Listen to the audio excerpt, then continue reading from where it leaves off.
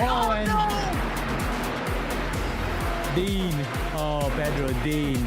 Oh, Chris Lawler does have the inside track for the Swiss left. If he's able to make that pass happen, he might be able to cut away Victorino. He does make that pass, and he makes it clean, and then coming to the right hand, and this is it. Chris Lawler seizes the opportunity and makes it. And just as the end, the rain comes to put a pin onto the end of the race, and Chris Lawler takes it.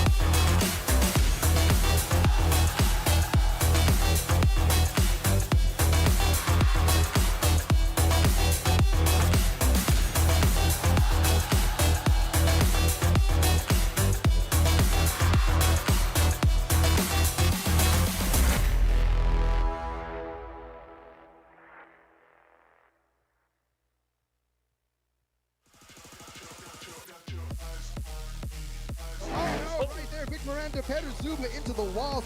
It's actually Valero. Valero's actually gone off into the barriers, coming up to the cutting. David Todd making his way back up, has already climbed 7 positions.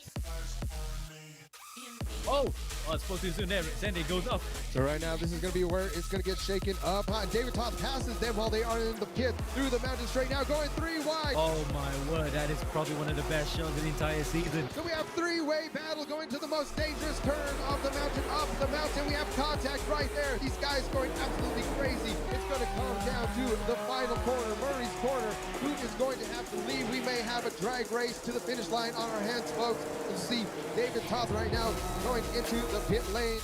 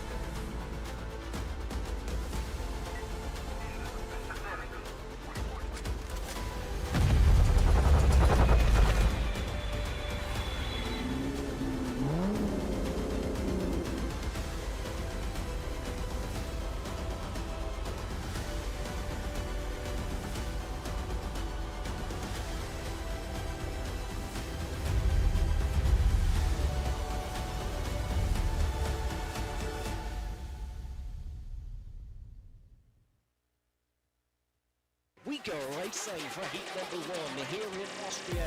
Over AMX 20 in towards the Niki Lauda curve, bumping and banging and into the wall.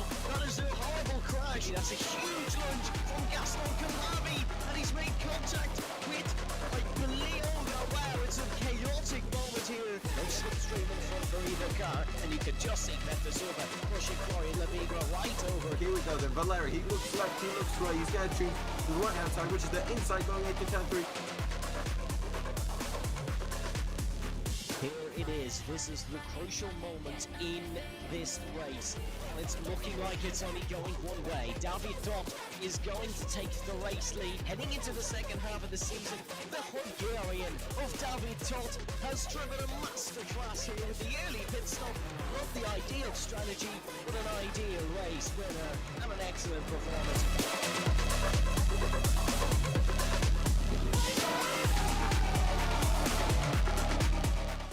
to save our home. We must travel through the gateway to find new energy.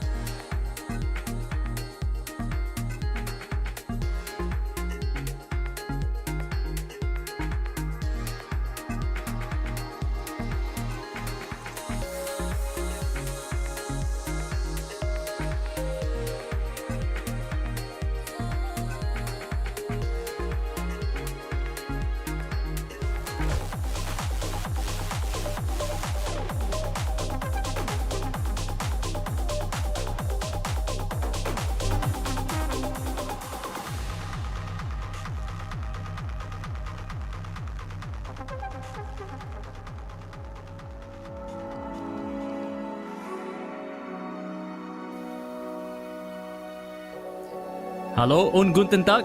Welcome from the Sachsenring here in Lower Saxony for race 31 of AMX 10 of season 6 of the simracing World Championship for AMX. Welcome all then to a double header of TCRs here, and it's from the beautiful country of Germany. Hello and welcome here from Amir. Alongside me is Kevin. Normally Kevin would be doing the introduction, but this time we'll shake things up a bit in the way that AMX also shakes things up during racing. But welcome along then. Kevin, it's a double flavor of TCRs today, and we know that we're going to provide good action. What are you looking forward to today? I mean, one thing I'm most likely look forward to is, well, not most likely, it is going to happen. Today is the grand finale. We're going to be out here crowning our champion, and things are looking really good for Gael Valero. Gael Valero's been leading this championship pretty much all season long, as well as yesterday we got to see him pretty much close things out. Champion-elect for AMX5. Looks like if he pretty much comes up and just shows up today and basically completes his races, he will be walking out here AMX10 champion. So Gael Valero on the hunt for AMX5, AMX10, and AMX15. AMX15 we'll still have to wait to see. Last weekend a bunch of drama happened. He showed up late to qualifying, but like I said, we're going to focus on what's going on today and the TCR. There's still a chance for Jackson SNJ as well as Pedro Dean to come back with the upset. Certainly a few other drivers involved, including Gaston Kohavi as well, for good measure. We'll wait and see how that will play out. But first, we will get to the order business. Before then, there's the socials at the bottom from Instagram, Twitch, X, Discord, YouTube. We're on live right now, both on Twitch and YouTube. And of course, if you want to still sign up for the races, amxrace.com, and some short form content that's posted periodically, it'll be on TikTok. So now, without further ado, let's get into the nitty gritty of it. As you can see, some really nice footage of the country of Germany in the background. AMX Sim Racing World Championship Season 6. We're almost to the end of it. This is the crescendo to a lot of the championships here. So as Kevin mentioned before, AMX 10, this is the finale. And as usual, we have a 20-minute qualifier with a top 50 reverse grid where we flip the script. Then we go for a 20-minute Heat 1. The top 15 positions in that race will then decide the grid for Heat number 2 by reversing it in the top 15. And we have another 20-minute Heat. So that will be what we have here today for AMX 10. Moving on then to the next order of business here is what you will be expecting to come if you are part of this championship. Driver cams are required, of course. You can join via the link on AMX Discord or on the website itself. And the balance is, if you have $100 in the points that you've accumulated each month, it'll be paid out. And races happen on Saturdays and Sundays, although next Saturday and Sunday will be the final one for the entire weekend. So don't miss out. Sign up via amxrace.com to join the action. And of course, here's the schedule that we have for this weekend. Remember, we had a couple of races yesterday as well with AMX0 and AMX5, and sometimes AMX10 comes into the order. But look out for next week. We will have a massive big bash to end off the entire season on AMX15. So that will be the one to watch out for after this. But for today, this is the schedule we have. It's AMX10 on both fronts, 5:50 p.m. and 7:20 p.m. GMT.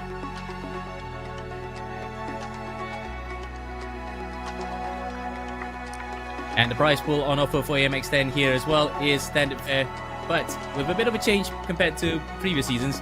This time the minimum rating is 3000 iRating, and total prize pool per race is about the same, $400, but if you can get a whole heap of them in one go, you're looking at a $62 payday here. So that's the incentive, $20 for qualifying, $20 for Heat 1 and Heat 2 if you can get them all, plus on top of extra dollars for the fastest lap. But it is a competitive field, and I can see that we will get into that after this. It is a who's who among the TCR specialists competing here today. And here are the drivers in question here in that top 10 for AMX10. Gael Valero, as Kevin alluded to, is all but assured of the title, but he needs to still work for it to get it. 251.5 points ahead, with Gaston Kohavi in second place, about 110.5 points behind the Frenchman. Resende in third place, Bruno de Carmo, fellow Brazilian, 2. Resende in fourth, and Pedro Dean rounding out the top 5. So Brazilians are in the mix there. And the rest of that top 10, Miranda, Blainat, Lozano, Villarreal, and Saavedra might just play for keeps here, just to end the season on a high. So, now then, with that out of the way, without further ado, Kevin will take you away to see what are we racing at and where are we racing at here today. Thank you for the introduction, Amir. Absolutely. So out here, back out at the Sachsenring, I mean, most notably known for MotoGP in Germany. This is pretty new on the iRacing series, just out here, maybe not even a couple months back that this was introduced as part of iRacing, but out here in Chemnitz, Germany, opened back in 1927. This course boasts a length of about 3.67 kilometers or about 2.26 miles out there. So again, kind of a good mid-sized track, a lot of sweeping corners out here. Definitely akin to a lot of MotoGP tracks. So it's very interesting whenever we're going to have something out there. Not crazy amounts of horsepower, not crazy amounts of downforce, but still something that is a momentum car. And speaking of momentum cars, we are out here. We've been here all season long with the beautiful TCR vehicles out here with a few different manufacturers being represented, of course, Hyundai, Honda, as well as Audi. They range anywhere from 315 to 350 horsepower, all going down to those front wheels. So a little bit different than what probably a lot of these drivers are used to. However, we got a lot of great TCR drivers out on the field, weighing in anywhere from 1,200 to 1,500 kilos. So again, a little bit heavier. They are based off of the actual road cars that you can go out and buy at your dealerships, with quite a few modifications done. One of those being a sequential gearbox, putting all of that power down. So great car. I know this is one of those series that's pretty popular out in iRacing, as well as a few other things. Speaking of TCR vehicles, I know we also have a lot of other stuff going on, which we'll talk about later on. But Amir, I think it's time we check in on our drivers. Absolutely, Kevin. And of course, the circuit in question is, despite being a MotoGP circuit initially, that had hosted car racing back when it was part of the Eastern Bloc. But since it closed up in the 1990s to become a permanent facility, as opposed to going through the village of Hohenstein-Ernstthal, it has become quite a popular favorite among the bike guys. But cars still race here sometimes, as we are now on board with one of those drivers out on track that will probably enjoy having a TCR car around here, but probably taking spots maybe a bit of a premium. Marcus Saavedra is currently fastest among the drivers, and he is only just, and I would say just, 500s in front of Guy Valero here. So Valero already knows the task at hand. He has to get this over with so that he could just walk away with a second consecutive title. That's the points in question for qualifying Heat 1 and Heat 2. It's the same, so nothing to worry about in terms of permutation. You just have to finish first if you want to show yourself. But regardless of that, as you pointed out, Kevin, he just needed to show up and at least finish so that he could be assured of the title.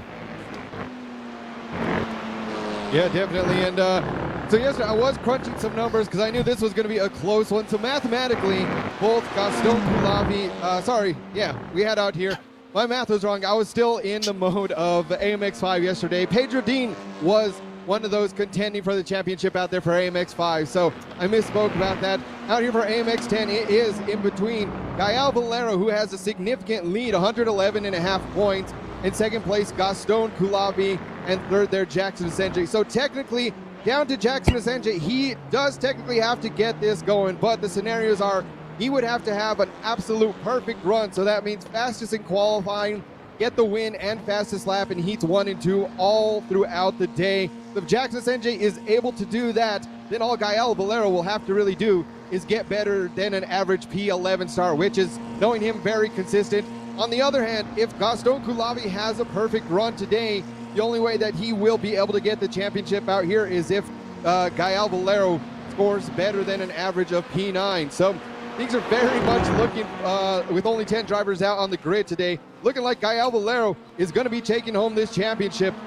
Again, if he gets pole out here in qualifying, that is going to seal the deal. So a lot of different scenarios that can happen, but still, at the end of the day, things are looking extremely well for the champion up there, the points leader, Gael Valero.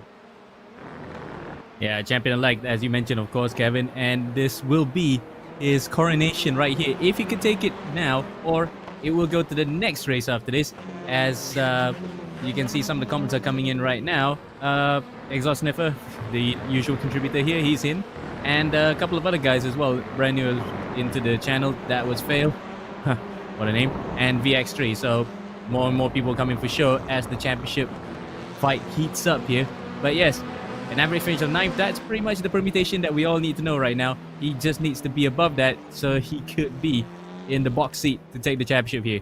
And we saw just now that Saavedra was taking an interesting line. He was taking what the MotoGP guys call the long lap penalty, which is updated here for the Sachsenring. Of course, it's run on more recent circuits, but they add some penalty lines, especially when some car and bike circuits combine.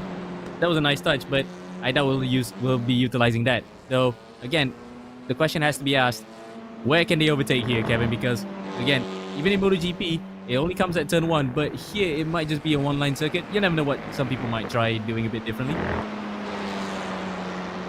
Yeah, I mean, previously we got to see these guys out on track.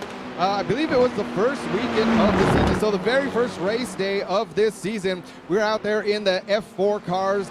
Yeah, and it was a little bit harder for some of these guys to really overtake. I mean, out there in the F4 cars, of course, you got a lot more grip, a lot more downforce than we have in the TCR vehicles. So it was more, some of those guys really just trying to send it into a few of these corners. But I think, like I said, with the TCR vehicles being such momentum vehicles, that it's really going to probably come down to who is going to hit it late on some of these long straightaways, especially, of course, going into turn 1.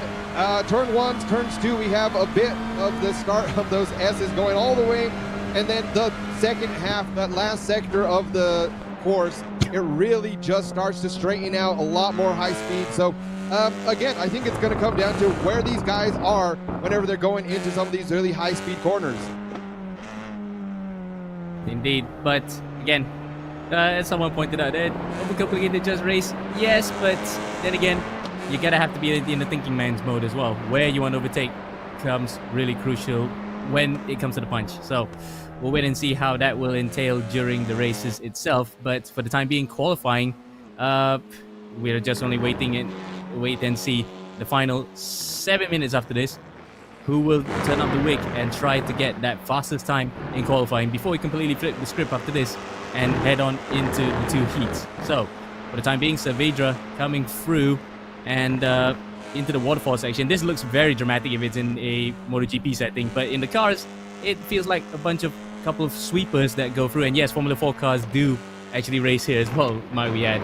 It becomes quite dramatic to see, but in TCRs, less dramatic, though once we see some of the sweepers being tackled and some of the cars go sideways, maybe we can see that. Yeah, so right now we are just over 13 and a half minutes into this 20-minute qualifying session. Things, been looking really good for Marco Saavedra. Again, we got to see last time around, a couple of weeks back, we were out at Japan, and a little bit of back and forth with these drivers, but I mean, we've seen that all season long. These guys really pushing it hard. Again, at certain points, may seem as controversial. Some of these passes, some of these guys getting into incidents that maybe might have been a little bit avoidable if they weren't as aggressive. But then again, if you're not going to be that aggressive on the track, your chances of winning are going to start just absolutely dropping. But right now we'll have to see again. Gael Valero currently in second place. Like I mentioned earlier, if he's able to secure pole position over Marco Saavedra, that will be securing his championship. He's out here getting P2. I mean, he pretty much just has to stay about 12 and a half points ahead of Gaston Coulavi and only 6 points ahead of Jackson Senjay to really be able to secure that title as well. So we'll keep an eye on the points, and I'll keep my calculator out, do some quick maths after qualifying. But like I said, just things looking really great out here. Marco Saavedra, however, he knows this is the grand finale. He knows he's not in contention for that championship, but he would love to come out of here with a win. Certainly. Again, just as I said earlier, just for kicks or just for keeps, just really wants to end the season on a high. Though the overall season for AMX is still going to go on for one more weekend. For the TCR guys, this will be the last time we see them for this one, and certainly Saavedra is we're certainly going to try to turn up the wick here. He comes across the line for the next lap. Will it be a fast one? And the answer is no improvement. He himself now has fallen almost 500s behind Valero, so Valero's found extra time here as we look at some other drivers across the field. That is the South American racing team driver of Diego Villarreal. We're highlighting him for a bit. 36-year-old from Uruguay, and one of those stalwarts in the sim racing scene, and he's got a majestic beard to prove that he has matured a lot in the intervening years since iRacing first came out. But regardless of that, he is one to watch out for if he could try and sneak in a win here and there. There he is on camera, and if he could give us a wave as well, that'd be quite nice to see, but I think he's just ramping it up for another lap. Yeah, and although Diego Villarreal, he is currently lower on the standings out here in qualifying, but I mean, don't let that fool you. The man is absolutely puts on a great show whenever he puts it into, just another gear, starts defending really hard. I think that's really where he shines. So again, one of these things, it's great to be fast, but at the same time, it is great to be able to be a good defender whenever you're out here. So, this season, I think the biggest thing with Villarreal, it's come down to some of these small mistakes here and there. So again, a lot of that just comes with practice, coming with experience. So great to see him out here. Again, last time around, he did a great job towards the front of the pack on the last round when we were out at Japan. So I expect to see the same out here if he gets towards the front of the grid now after this reverse grid. But just like that, Marcos Saavedra improving on his lap time now, 1:28.263. So only just further getting that gap over the other drivers, but there is still just about 3 minutes left in this qualifying session, so these drivers can get in a couple more flying laps. Indeed, and for other drivers that might be trying to sneak in the fastest qualifying time as well, we'll be doing the same thing, and we're on board with Juan Blainat right now. He set a personal best in that first sector. There you go, his time just came up there, but slightly off in the second sector. We're waiting to see whether or not that final sector he is gonna try and just hit the top two here, the Argentine, to make it at least an Argentine 1-2 to be alongside Saavedra. Coming out of the final corner then, the most crucial corner of this entire track that powers onto the start-finish straight now. Would this be enough to get pole position? Oh, the answer is no. He did improve, but he is still a 10th behind Saavedra, and I meant fastest time qualifying. Remember, when we start the race, we will flip the script, of course. We'll have to see out here again. Marcos Saavedra putting a wrench in things here. We have another driver who, again, some of these guys I got to see out there yesterday. They had the charity race for the mine. So Jimmy Brownbent putting on his annual charity race. A lot of guys out there. Now I got to see quite a few guys from Team Redline. A lot of these guys, Delinte, Tony Canan, Bruno De Carmo was out there repping it down for Delinte again. So it's really great to see everyone come together as a community, really do a great thing out there for charity. I think over $100,000 ended up being raised for that charity race. So 23-hour endurance race that just finished, honestly, not too long, a few hours ago. So it's great to see Bruno De Carmo coming back out here. Again, he's not out here to battle for championship points, but he wants to make a statement coming into this finale, saying, all right, guys, I hope you haven't forgotten about me. He wasn't able to show up for yesterday's races in AMX 5 or AMX 0. But again, it's great to see these guys back out here on track today.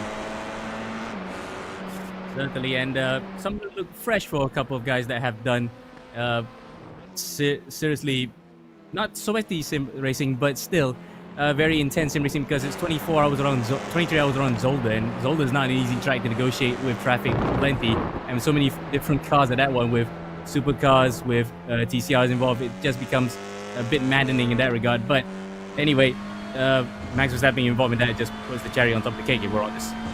Anyway, back into the qualifying session then.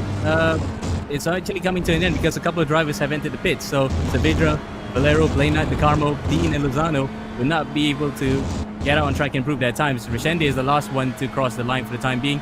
We're on board with Martin Chico. I think he will be just about getting it in there, but the whole field separated by 9/10 of a second.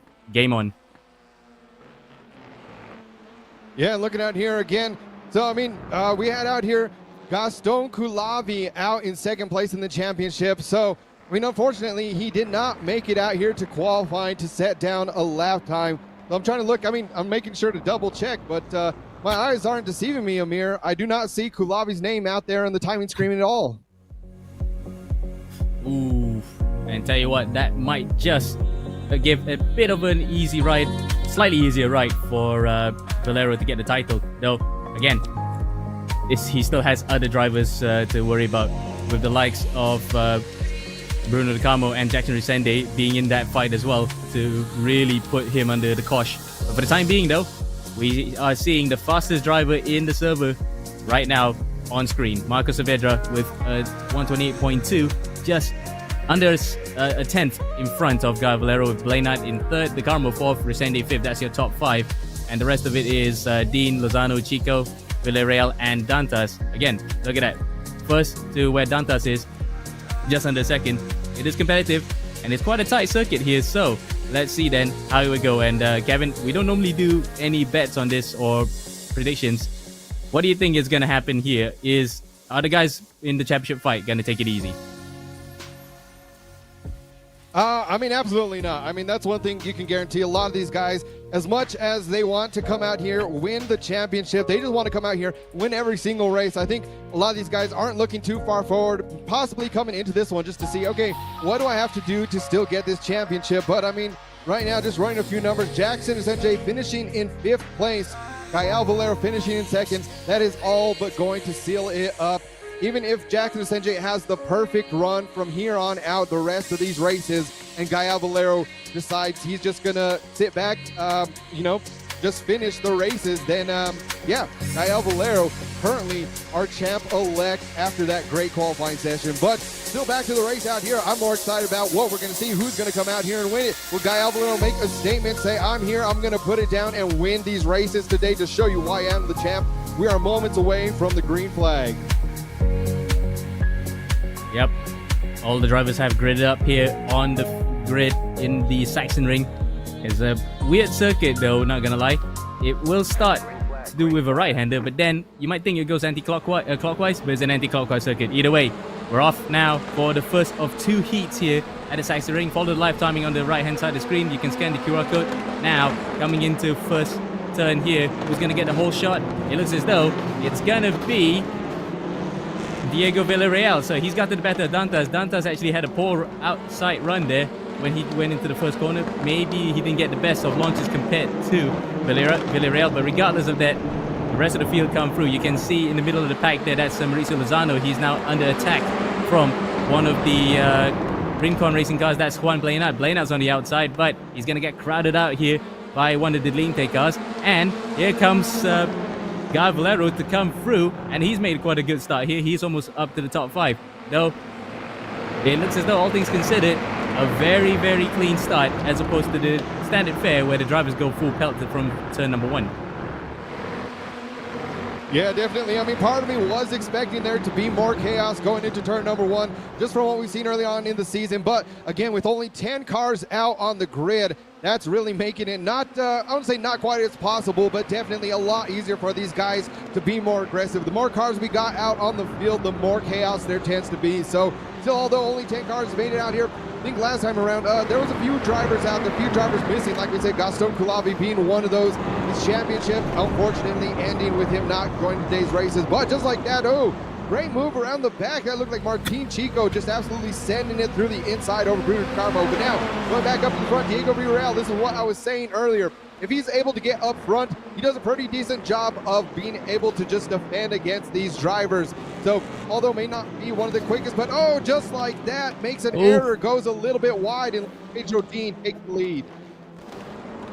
Oh, just as you're about to say it, isn't it? That can he hold on to that? Well, unfortunately, he has relinquished the lead for now, and he will be trying his absolute hardest to prevent a bleeding of positions. Though, having said that, it looks as though the rest of the field are trying to overtake him hand over fist. Dean's up in front, Dantas in second, Lozano in third, and Resende now up to 4th. So the Brazilian guys are actually working together on this one.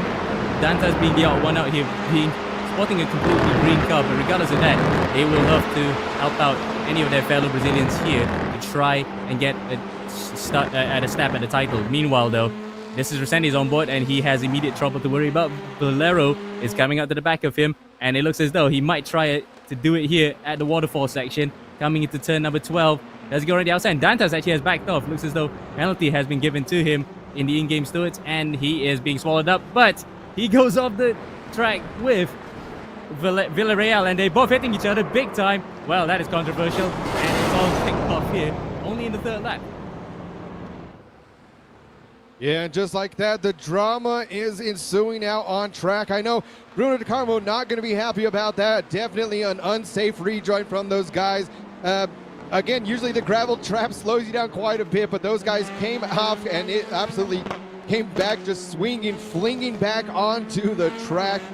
Bruno De Carmo getting a little bit of that as well. So like I said, That could have been a little bit worse, but it still wasn't the best. I know both those guys now heading back to the pits. Andre Dantas, Diego Villarreal having to get towed back to the pits, get that damage fixed, and get back out on the track. But yeah, we'll have to see if that goes back into heat number 2 to see what these guys do. But you can see that picture replay. Marco Saavedra, that incident right there, and just a little bit too hard on the inside, and then just almost took out one of the delete their cards as well. So again, that one could have been a little bit worse with Saavedra, but nonetheless, still, he's back out there. He's still in the middle of the pack.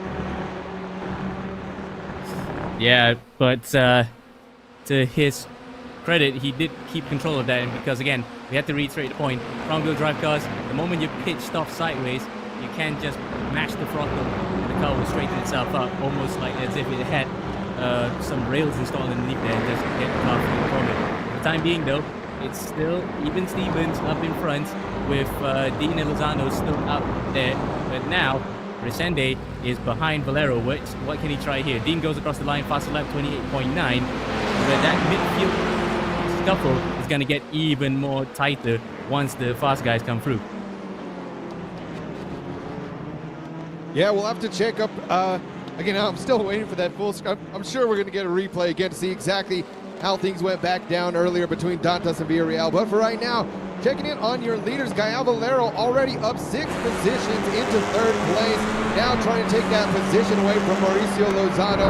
Pedro Dean starting to walk away just a little bit, about 2.5 second lead up in 1st place for Pedro Dean. So great job. We'll have to see if he's able to hold on to it. Like I said, out here after the mid-season break, things changed just a little bit in terms of points and out here. So we had a lot of the drivers kind of say, you know what, we want to see things change. We want to see a few different things. So everyone as well, keep in mind what we got coming up for season 7. So follow our social medias, follow the website, check in on there as well as the Discord, everywhere else in between. And I'm sure we got a few things brewing out there for season 7, but we'll have to talk about that later, as right now, still these guys, Gael Valero doing a great job of holding onto that rear bumper of Lozano. We'll have to see, Amir, if he's going to go for the move out here before we head into the next lap.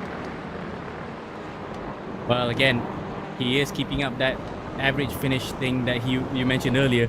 He will be counting his lucky stars that he managed to clear some of the crazy action in between during that early skirmishes, and he has gone for the maneuver though coming into turn number 1. It looks as though Lozano didn't really put up much of a fight because he didn't get the best of runs out of the final corner, and now Valero is well and truly in control here, up in P3, 2.4 seconds to make up to the back of Pedro Dean. And so far it looks like right now Marco Saavedra currently has the fastest lap, but a lot of the guys towards the front, especially Pedro Dean, we got Jackson Sanjay, Wambley, not these guys not too far off of the pace, Gael Valero as well. So definitely by the end of this thing, I expect that can shift any which way. But another thing out here, we are in front wheel drive vehicles, so if these guys really start setting it too hard, they can start scrubbing those tires a lot, start really wearing them down. So that's really one of the big downsides to front wheel drive vehicles, is just how much are you going to push it going into these. The more you understeer, the more that leads to even more understeer. So definitely it's very easy to start scrubbing down these tires, start really putting a lot of wear. But right now, Chrissy Wambley not peeking to the outside of Jackson Sanjay. He's not going to quite have that. Sanjay has the better line on the inside. He's going to slot back right in, not give up another position to Marco Saavedra as well. So Blainot, we got the 3 Argentine drivers right there in the middle. But now Saavedra trying to go to the inside. Will he have enough room? It looks like not quite, a little bit of door banging going on, but these guys getting back in line, and just like that, keeping their positions. Wow, that's sifting and sorting each other out big time here. But Lozano's still somehow in P3 with Resende right behind him, and Blainot also is looking like he's lurking and trying to get a freebie here in case something happens here to the top 2. But Valero though, he's not getting away as fast as I was expecting, so he's still within earshot here of the rest of the field.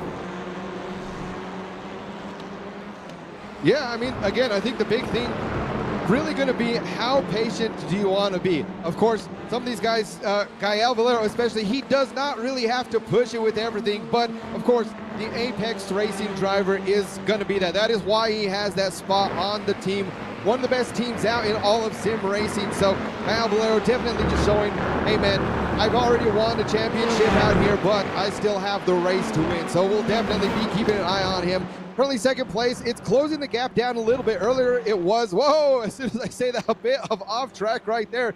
Jackson Sanjay going super wide, getting back to Marco Saavedra. So almost looking like, you know, we'll have to see if he gained any track advantage going off track like that. But yeah, we might have to, again, that wasn't really much of a racing incident, but that might be replay worthy. Maybe we'll see it after that, but you can see through the final corner, the final two corners, they're using all of the runoff on the outside here just so they could actually widen up the entry onto the final corner and then get it onto the power as soon as they can onto the start-finish straight. So yeah, that's almost MotoGP style, the way that they just use all the available road as possible to try and maximize the exits. We actually gotten a full screen replay as you wish, Kevin. Let's see what incident was this. Yeah, so it looks like that earlier incident going, both of these drivers just taking that a little bit wide going into the gravel trap. So of course Villarreal as well as Evandro Dantas, and I mean at that point once you're in the gravel, it's really, there's nothing much you can do. You're just a little bit of a passenger as well as another driver coming behind them. And oh, so it looks like that, I mean it looks like, yeah, they tried to save it, but unfortunately just carried so much speed, and then once they hit that grass, their momentum already shifting back towards the trap. Again, back towards the track, a little bit of a tap there from one of the Dolinte cars, and that was them having to get towed back to the pits after that one. So, I mean, again, just coming down to those small mistakes can lead to bigger mistakes. Indeed, and also a bit of a caveat there that how Villarreal and Dantas were just argy-bargy each other while on the gravel trap. So really, it didn't help their cause that because of they were coming back so aggressively that the momentum hitting from each other just bounces them off right onto this racing line. So you can say it's a unsafe re-entry, but regardless of that, it was a wild accident and that has compromised their races completely. Now Dantas and Villarreal will have to make it up here in this second heat coming up right after this.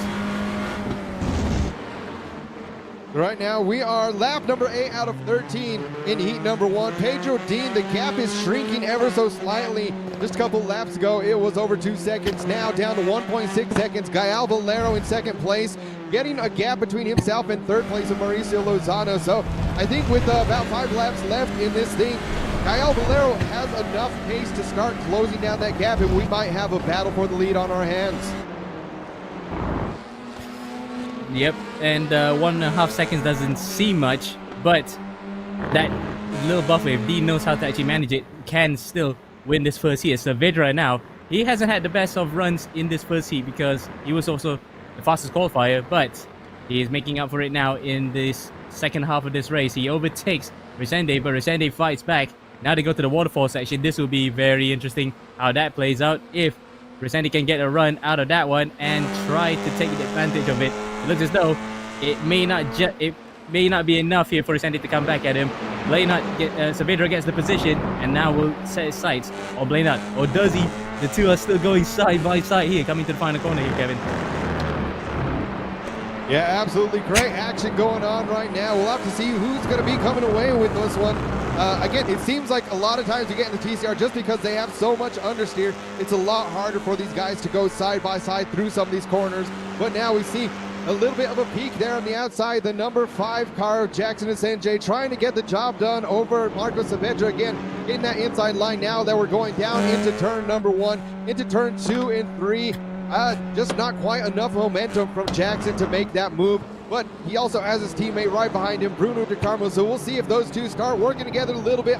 Not sure if these straights are quite long enough for them to get the bump draft going, but it's definitely going to help for both of them, at least one of them, to try and get past Saavedra and try to get up on the points in overall total of this championship. So Marco Saavedra, great job holding on to that one, currently sitting well in 5th place.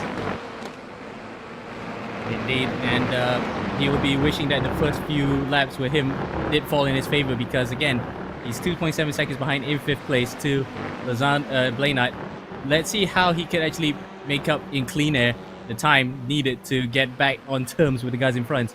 Though for the time being, it seems like it may be a receding tide that he missed the boat to put the boat in. Now then, we're looking at the replay of what happened to One Blade Knight, and he overtook, yep, that big slide. We saw it on the rear view camera when he was trying to overtake Resendi. At that time, that was as close as you would like to coming a cropper completely. Yeah, so we'll have to keep an eye. I mean, I don't think at this point, well, I say that, but again, I've been wrong before.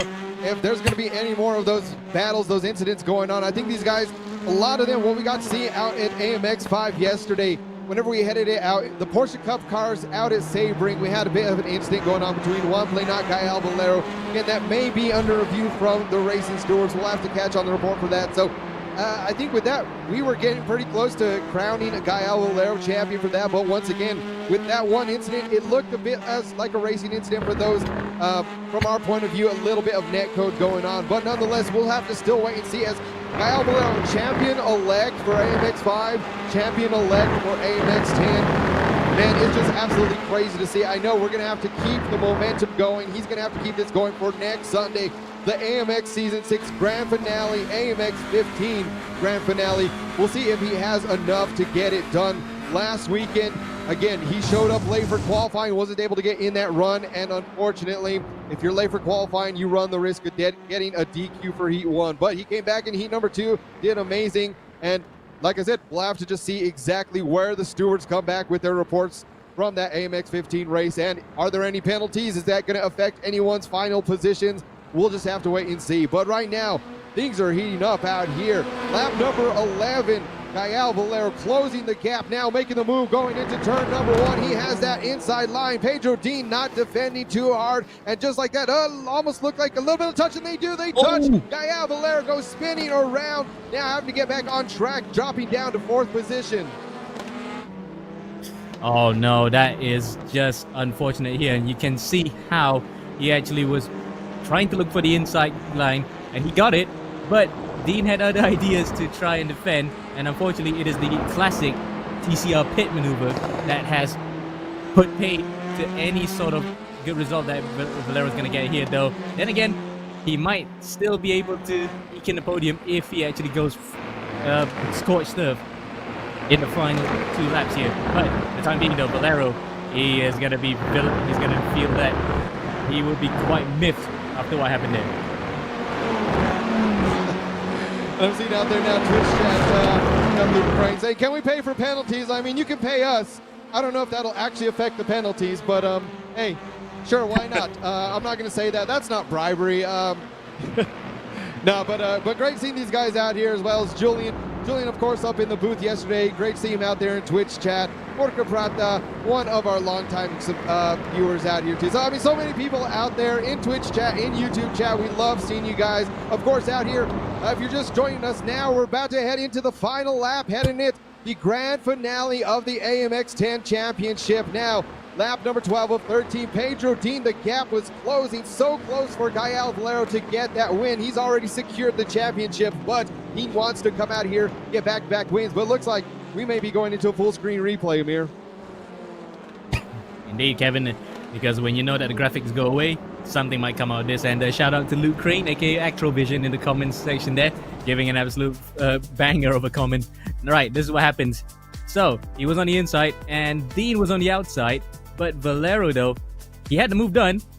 Dean had other ideas. He tried to he came in and did the old-fashioned pit maneuver. I'm surprised that he actually just didn't relent. He knew what he was doing there to try and get through to the lead. Though, questionably, he might be regretting seeing that, because now it's been televised again for everyone else to see. But regardless of that, this win might have an asterisk on it for Pedro Dean. Regardless of that, he's still 1.5 seconds ahead of Juan Blenat and still has a lap to go here to complete heat number 1. Yeah, again, I mean, just it's so hard to tell on that one. Because, yeah, from that angle, too, I'm not sure if, again, that might be just a racing incident. Of course, Gael Valero trying to make the pass done on the inside once Pedro Dean was in his blind spot. I mean, really, that's part of these cars. You just have so much understeer coming out of that corner that it's really, there was a little bit of space, but Did Pedro Dean really leave enough space? Did he squeeze him to the inside? Again, glad I'm not the one having to make that decision, but the white flags are out right now. It is still Pedro Dean up in first place, Juan Blena in second, and Mauricio Lozano in third. All of the drivers up to fourth place have about over a second and a half gap between third and fourth. So this may be where our podium stands, Amir. Yeah, but Valero might have other ideas. I did say just now that he will go full scorched earth in the final 2 laps. There he is. He's only about 9/10 of a second behind Lozano, and he has overtaken Lozano once before. He might want to try doing it again, but he's running out of overtaking spots here because remember, the waterfall section afterwards, up to this point, will not have an overtaking spot, just the final 2 corners. And oh, Dean nearly completely comes to cropper there, goes onto the gravel track, but gets it, recovers quite nicely to still maintain the lead. But going back to that incident with him and Valero, you might argue that, yeah, I think he did give enough space on the outside and he tried to come back across, but Valero, because he's on a very tight and shallow line, he tried to get the power on, but the car, of course, front wheel drive just couldn't get through. Whatever it is, that's not for us to decide. That's for the Korean Auto Racing Association to decide outside of this heat. But regardless of that, right or wrong, here comes Pedro Dean out of the final corner, then across the line to take the checkered flag, just under a second in front of Juan Blena. Lozano comes in third, and Valero will be a very disconsolate fourth, but he's done at least one part of the job to make his life easier to claim this title. And rest of the field come through right now. We're waiting for Dantas and Villarreal. In fact, Villarreal's not going to cross the line on this one. We're waiting for Dantas to come through after what was a crazy first couple of corners and laps, and then, well, it was just Pedro Dean going all the way. Yes, as Poco Prata says it, he does a Galva Bueno impression. Pedro Dean do Brazil. Yeah, big congratulations to Pedro Dean out there on the track. So, I mean, I know we've got to see him do great out here this season, whether it's been AMX 5 or out here today in AMX 10. Again, I mean, he's one of these guys. Get to see him. He doesn't have his team livery on here right now, but making his team proud. NORG Racing. I mean, I'll have to actually see. I can't tell from this angle, but if he's still on the NORG team, great to see him out here. Great to see all of these guys. Of course, the lime green, the signature colors that he always runs out here. But Amir, great job for all of these drivers out here in heat number 1. Yep, certainly. Well, a couple of drivers stumbled in between, especially Dantas and Villarreal. You might say that that was an unfortunate way to recover back into the circuit, but for a perspective of those guys who were battling for the win, that was a fantastic battle up in front. Yes, you might argue that maybe Dean and Valero's battle may have gotten a little bit too fisticuffs, shall we say, while trying to actually go for the win. But regardless, again, congratulations to Dean on this win in front of Blena and Lozano. That completes the podium. 3 different nationalities there, Brazilian, Argentine, and Mexican. But Valero, though, will be looking forward to going into the second heat and try to finish the job. Yeah, we'll just have to wait and see again. I mean, not necessarily be heartbreaking, but you know he wants to come out here, get the win. Of course, we still have another race coming back up. We're going to be heading over to the Nürburgring Grand-Prix, but just like that, these guys are off in a great start again, right there from the middle of the pack. The 2 Delete guys going through up in the middle. Diego Villarreal trying to shut them off, going defensive into turn number 1 as well. We got Evandro Dantas right behind him. So now 3 wide, and oh, there's contact just like that. We got Marcus Saavedra getting bumped a little, and Evandro Dantas getting spun out off the track just like that. Ooh, big damage for him. So unfortunately, 2 incidents in a row of Evandro Dantas going off into the track and getting damage. I think that is his race for the day. Yeah, that's done here for this particular round. As you can see, Poco Prata's immediate reaction, not like this, and certainly not the way he wanted to start his day. Meanwhile, Bruno de Carmo, though, that will be putting a smile back onto the Brazilians' faces. He takes the lead away from Villarreal, who just went a bit wide, coming up to turn number 5 and 6, and just loses the lead here, coming up to the back of we're actually on board with Blena now, onto the back of Saavedra, and there goes Villarreal once again off the track. Let's hope that everyone stays clean this time. Yeah, Marcus Saavedra is absolutely sending it there, trying to take advantage of that gap. I mean, yeah, Just Villarreal going a little bit wide there, and just like that, losing a place. Now we have Marco Saavedra, Juan Blenat side by side. Oh, Juan Blenat looking like he's going off the track a bit into the gravel trap there, so scrubbing off some speed now, going side by side once again. These guys back onto the home straight, so we didn't have any incidents on lap number 1 out in the first heat, but right away out here, these guys already turning it up for heat number 2. Bruno De Carmo currently leading into lap number 2, as well as Martin Chico right behind, and Jackson Sanjay in third. On board with Saavedra, then he's managed to get by a couple of drivers from his starting position. He was in 6th, now he's up to 2nd. Biggest loser in this particular exchange, unfortunately, is Villarreal. He's actually dropped all the way to the penultimate spot in the entire field, whereas he's still in front of Dantas because, of course, Dantas had to tow back to the pit lane. That was unfortunate for him that he got punted off. We might get a full screen replay of that one after this once it's fully ready to be shown up. But regardless of that, up in front is the Carmo on the top end of the circuit, now descending into a small little valley before we come back up and then drop into yet another big crest of a waterfall. Yes, we love to call it the waterfall section because it literally does look like it, doesn't it, from the outside. But there's the 4 cameras on them right now. Blenat in the middle, there's Saavedra on the top, then Valero and Lozano in between. So this is the battle for P4 right now that we're focusing on. Let's see how this will shake out, because that particular exchange last time out was quite a close call between a few drivers. But regardless of it, it's actually settled quite a bit. Maybe they're keeping the powder dry for later.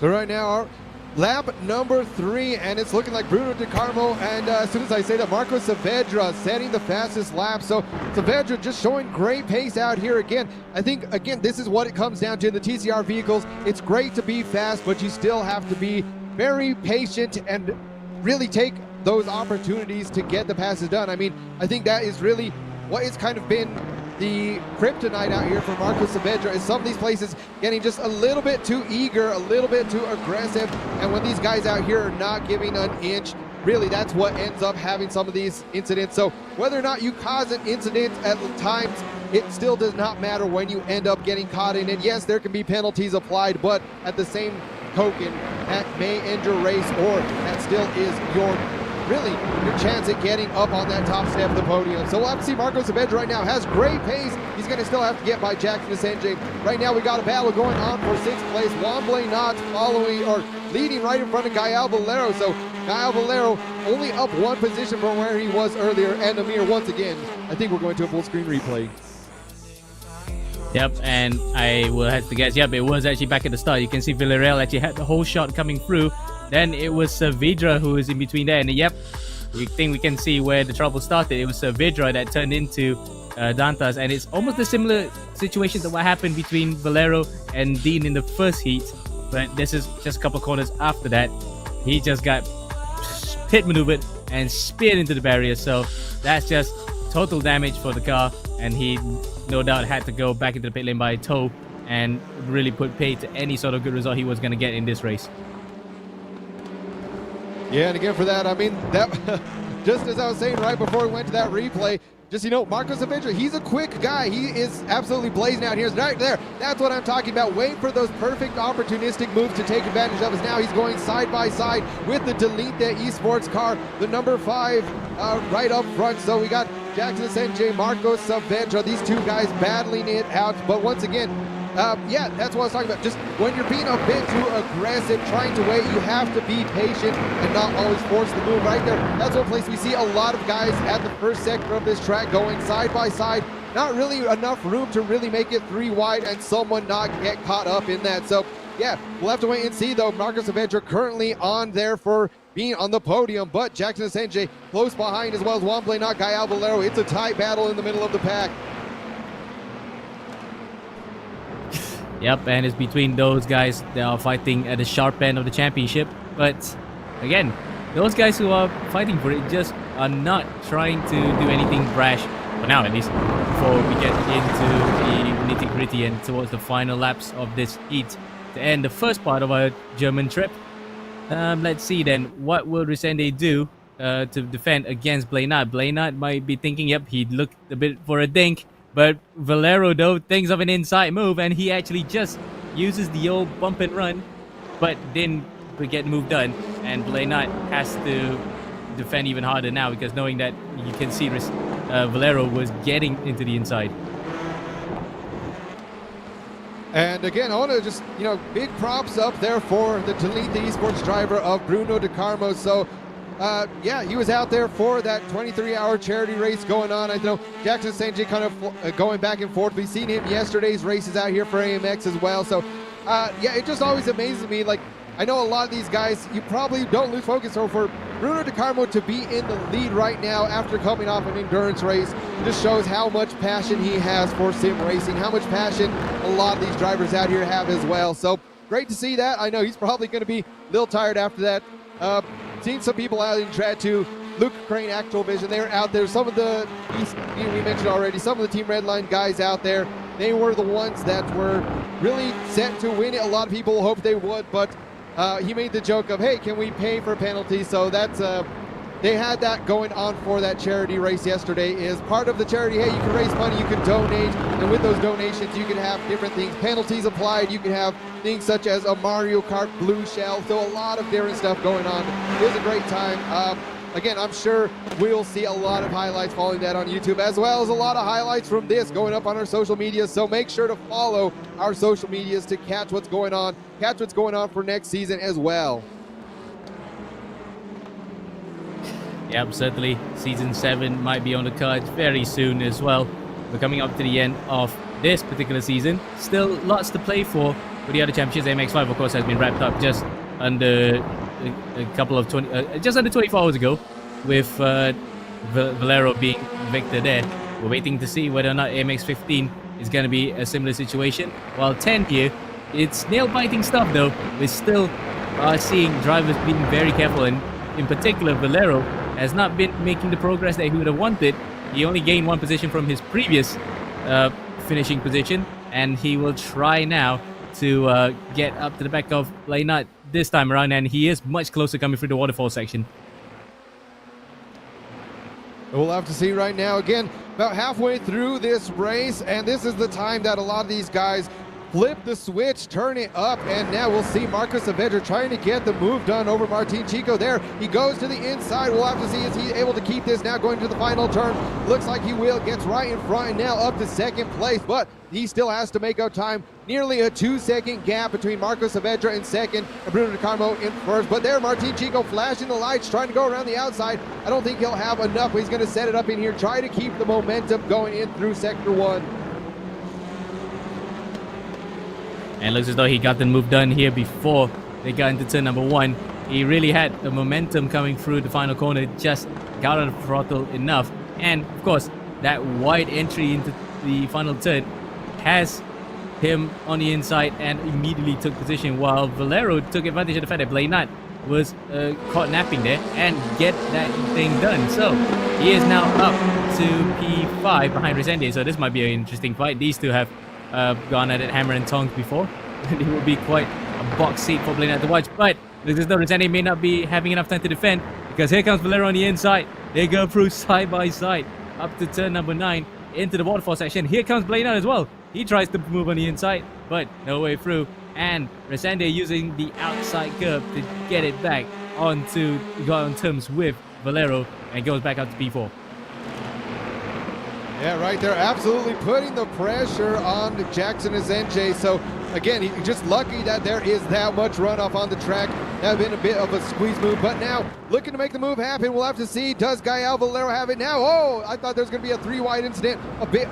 It looks like a little bit of contact right there, but these two guys still going now side by side.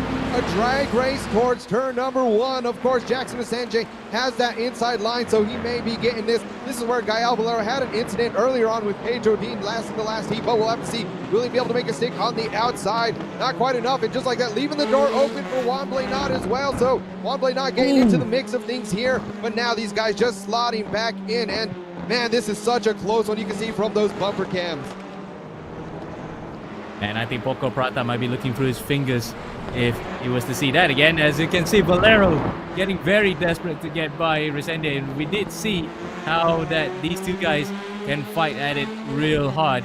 And we can see the evidence right here physically how much of a fight that these two can put up with each other. Going wide is Valero. He might just be going to the back, going back to the clutches of One Play Nut. Just about hangs onto it. Yeah, so I mean, again, in the middle of the pack, that's the beauty of the reverse grid. These guys that are the faster guys out in qualifying, winning the heat in heat number 1, having to battle their way once again. So Guy Valero only up 2 positions. So, I mean, but he has such good defenders right in front of him, just absolutely not giving up anything for this man. So Jackson Senji again trying to make a statement saying, you know what, man, if you want to pass me, you're going to have to do everything. It's going to be a hard one. Once again, we said this. We got to see it all season long, the past few seasons as well. Right there, Jackson Senji, one of the best defenders. Gael Valero, one of the best attackers. So this is the battle that we love to see between these two guys. A friendly rivalry going on, the Frenchman, the Brazilian. And here, once again, Gael Valero setting it up on the outside, trying to hold up the momentum, but we've seen how hard that can be. But now going into this next left-hander, oh, just absolutely squeezed right onto the edge of the line. These guys almost touching once again, side by side. This is the beauty of Sector 1 out here at this track. We'll have to see, but still, it is Gael Valero just not quite having enough momentum to get a move done over Jackson Senji. Wow, wait.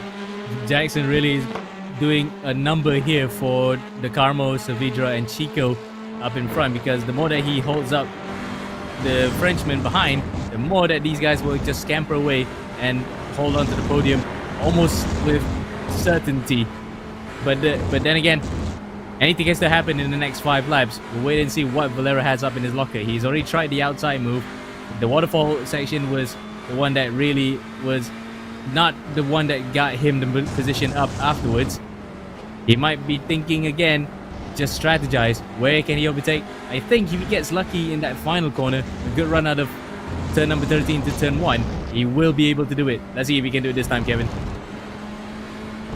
Yeah, and I mean, we couldn't ask for a better grand finale out here for AMX 10. These guys just been battling it out. Again, so close the entire race. A bit of drama out in heat number 1 at the start of this heat as well, but this is what it's all about right here. Gael Valero, Jackson Senji now going to the inside, making the dive, and it looks like he will just hold on to it a little bit, dipping the wheels in the grass. But just like that, Gael Valero says, all right, I'm going to have to force the move if I want to get past Jackson, and we'll have to see if Jackson Senji is able to get out here and just really take that position away from him. Both of these guys, though, however, they've been fighting it. It's let Martin Chico to start walking away with a bit of a gap. So we'll have to see if either of these guys battling it between Valero or Senji are going to end up on the podium, Amir. Wow, that was the sort of dive that I was anticipating. He was trying to make turn number 1 a move that he will cherish. And guess what? He did so in big spades, because that was a dive and a half. He really had to use a bit of the grass to get the car hooked in. But regardless of that, he has made the move stake. Now he only has about 1.5 seconds in front to catch up onto the podium. And Chico right now is a holder of that. Meanwhile, up in front, Saavedra and the Carmo are going at it. And Poco Prata already is giving a bit of a premonition on how that will turn up. Hopefully, knock on wood, that we will get to see a clean, hard battle.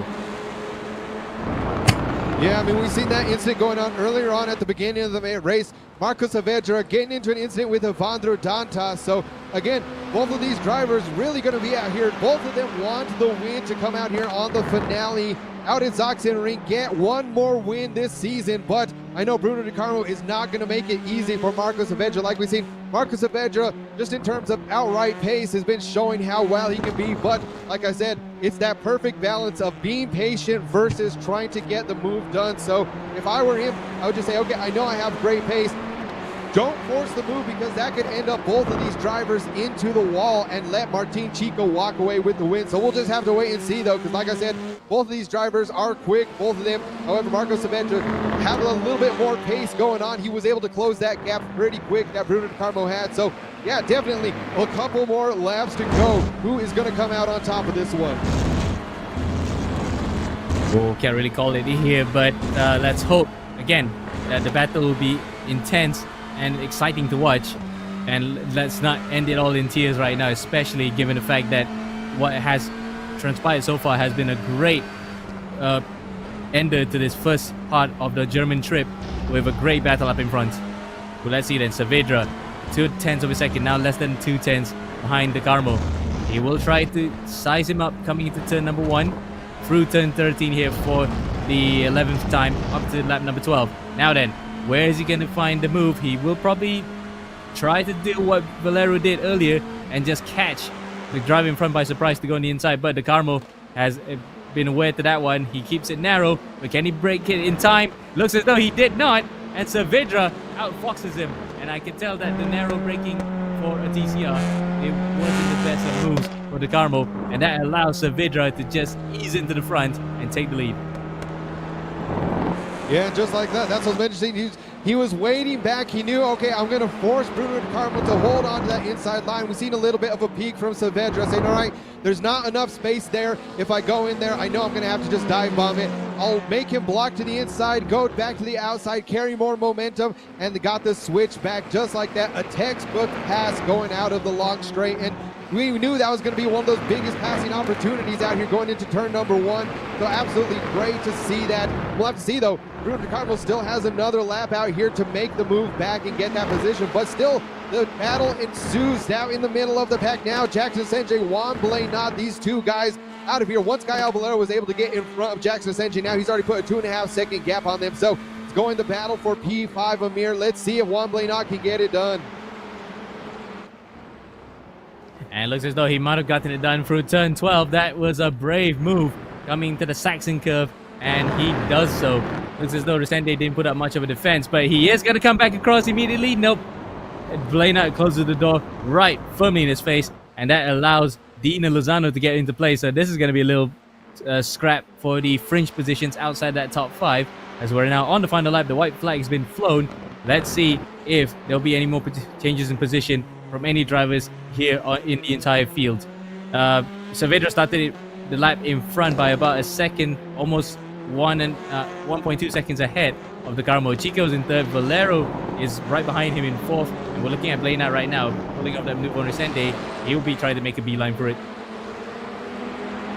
Yeah, I mean, with the white flag out, that is usually when the crazy can come out with these guys trying to get a little bit more aggressive. But I think there's enough gap between a lot of these guys. Gael Valero, the closest battle going on now with between Valero and Martin Chico. So we'll have to see if Valero's going to be able to get the move done out here. Martin Chico has pretty good pace out here. So Gael Valero definitely going to have to pull something out.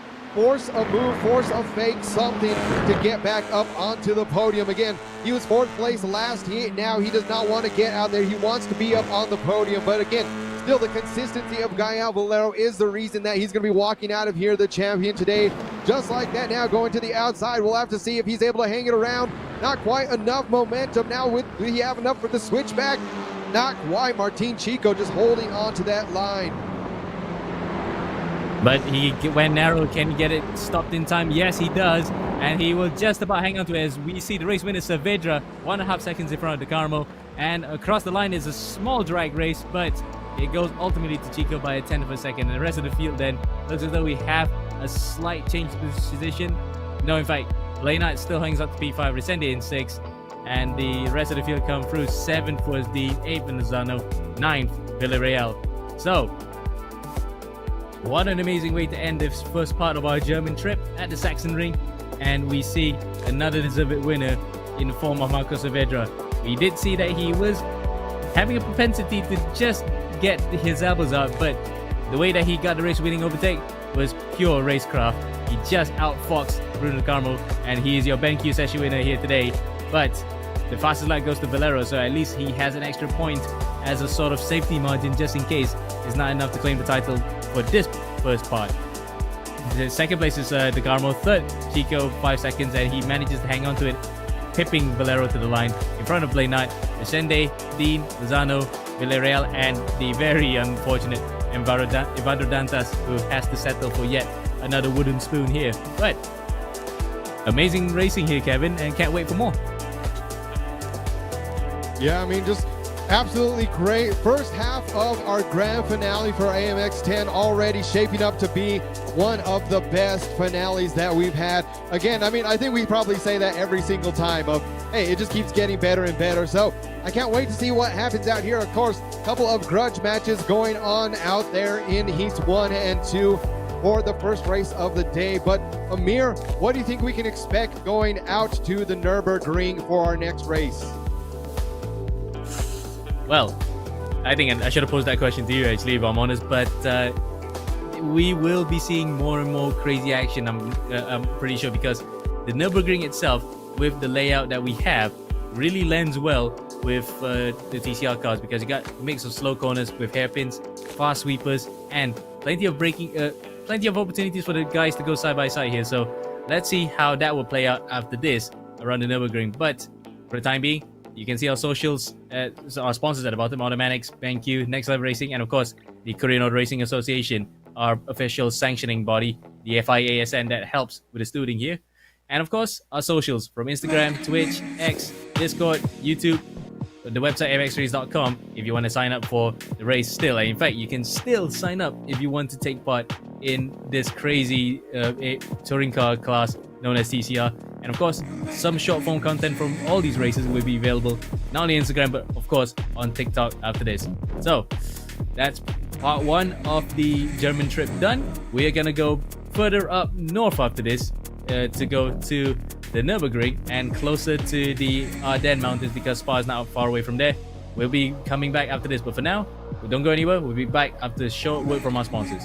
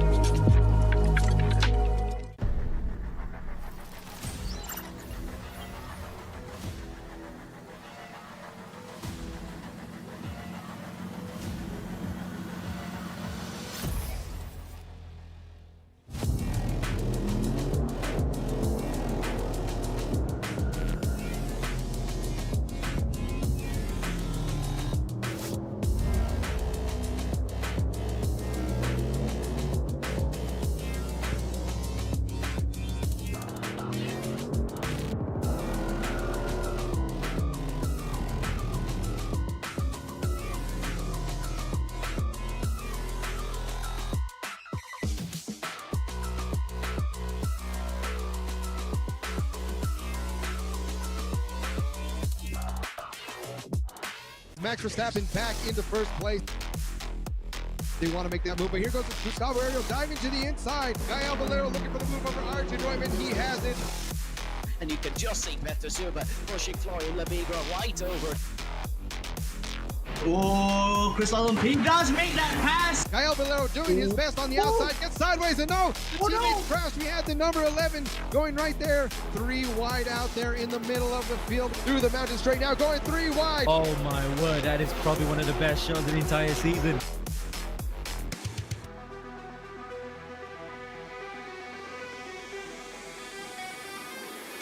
Towards the nicking outer curve, bumping and banging and into the wall. That is a horrible crash. 2 wide now, door to door. Max Verstappen to Vanderdantis. Max Verstappen able to safely rejoin. Slots it right in front of another car.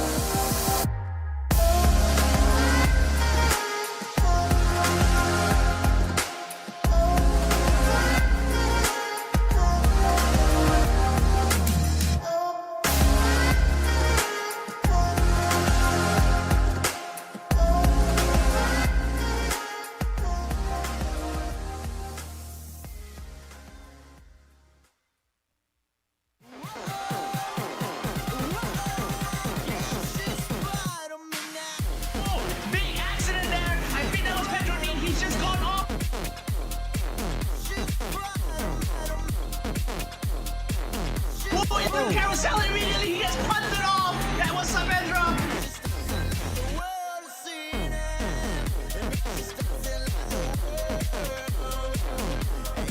Aguilar, he's gone off, he's been tapped, and he's into the barriers. Oh, the rejoin. Oh, no. Dean. Oh, Pedro, Dean. Oh, Chris Lalum does have the inside track for the Swiss left. If he's able to make that pass happen, he might be able to cut away Victorino. He does make that pass, and he makes it clean as they come into the right hand. And this is it. Chris Lalum seizes the opportunity and makes it. And just as the end, the rain comes to put a pin onto the end of the race, and Chris Lalum takes it.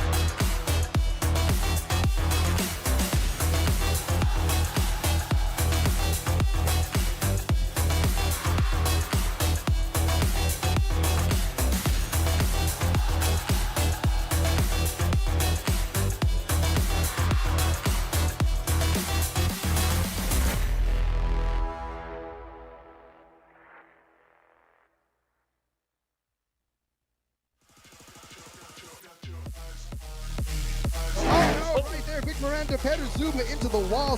It's actually Valero. Valero's actually gone off into the barriers coming up to the cutting. David Todd making his way back up, has already climbed 7 positions. Oh, I spoke too soon there. Zende goes up.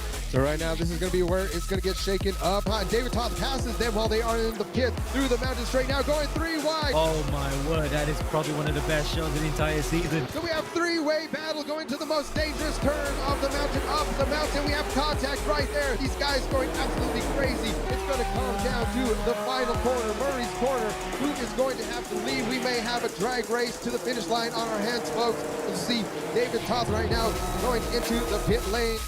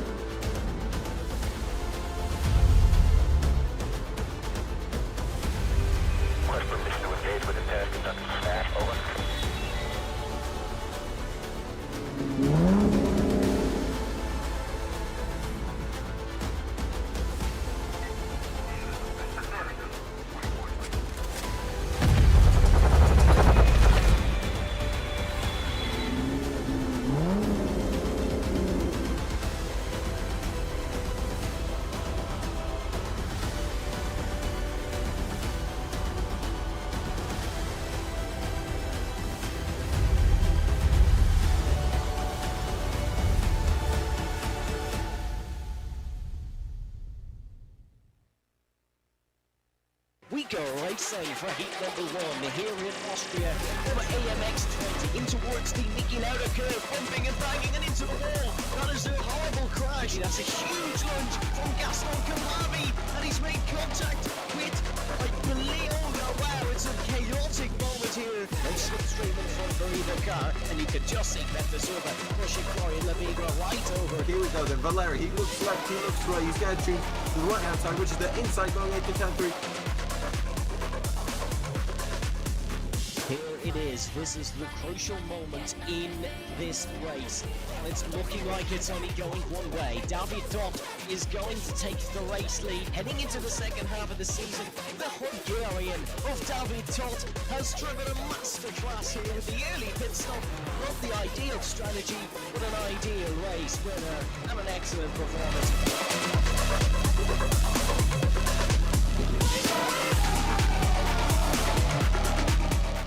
To save our home, we must travel through the gateway to find new energy.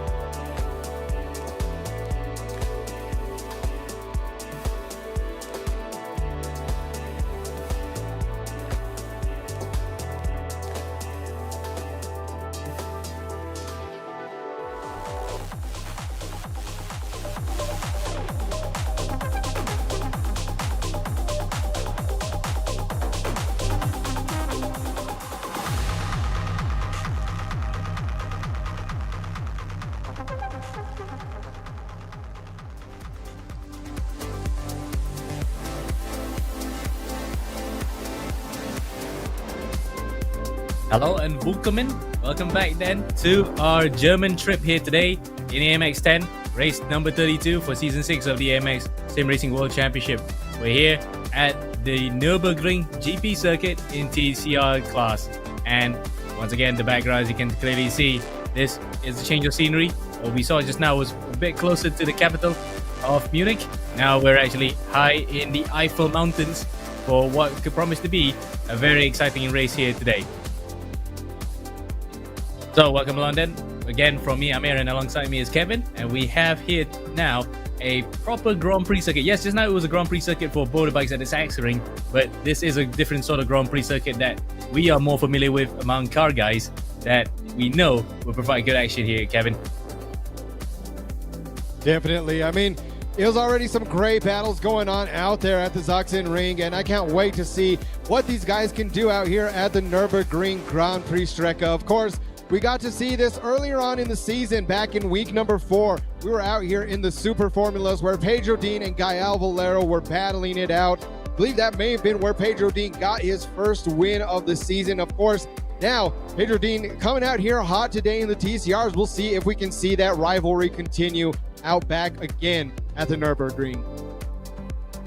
And certainly it will be more towards just the fast drivers playing it a bit safer as the championship is coming to its crescendo. But then again, we will love to be proven wrong, especially how the Sachsenring went, and in that second heat just now how crazy it got. So let's hope for more of the same, but everyone keeps it as civil as possible. Now there's our socials at the bottom, as you can see, from Instagram, Twitch, X, Discord, YouTube, and the website where you can still sign up, actually, by the way, to go into this AMX10 race and short form content on both TikTok and Instagram. Tonight we are here at the Nürburgring, and we'll go through a bit of housekeeping before we get into the nitty-gritty of the action. We started all the way back on September the 7th, and we'll be ending everything in season 6 by next week on Sunday on November the 17th with a season prize pool of $11,000 and next level racing gear up for grabs. And just like how we had in all the seasons so far, a variety of races with a lot of cars and track combos being experimented on, and certainly it has been quite a hit with this season that we needed to change some things but kept the overall flavor for everyone to enjoy. Race format, 20-minute qualifier, then we flip the script to do a heat 1 or 20 minutes, and then we flip the script again based on the results to do yet another 20-minute heat to finish off the day of AMX10 action. Driver cams are required for this one, as you can join via the AMX Discord or on the website amxrace.com, where you can sign up anytime to race. In fact, as I said earlier, you can still join now if you want to be a part of this intense field of drivers where TCR specialists are aplenty, and it could be quite an exhilarating ride for those who want to get involved. Payout balance is paid over $100 each month if you have above $100, of course, and you get paid by the championship, which happens also, the race is happening on every Saturday and Sunday. So get going now, because this is the final weekend next week to get involved in all the action. And the schedule, we have had some variety this season with 4 different classes on offer from AMX 0 and 5. But today, this is a bit different. This is both AMX 10 on both days, 5:50 PM and 7:20 PM. And be on the lookout for that 4th different tier on your right hand side of the screen. We have something special to end of the season next week, but we'll hold that off for now. We get business done here for AMX10.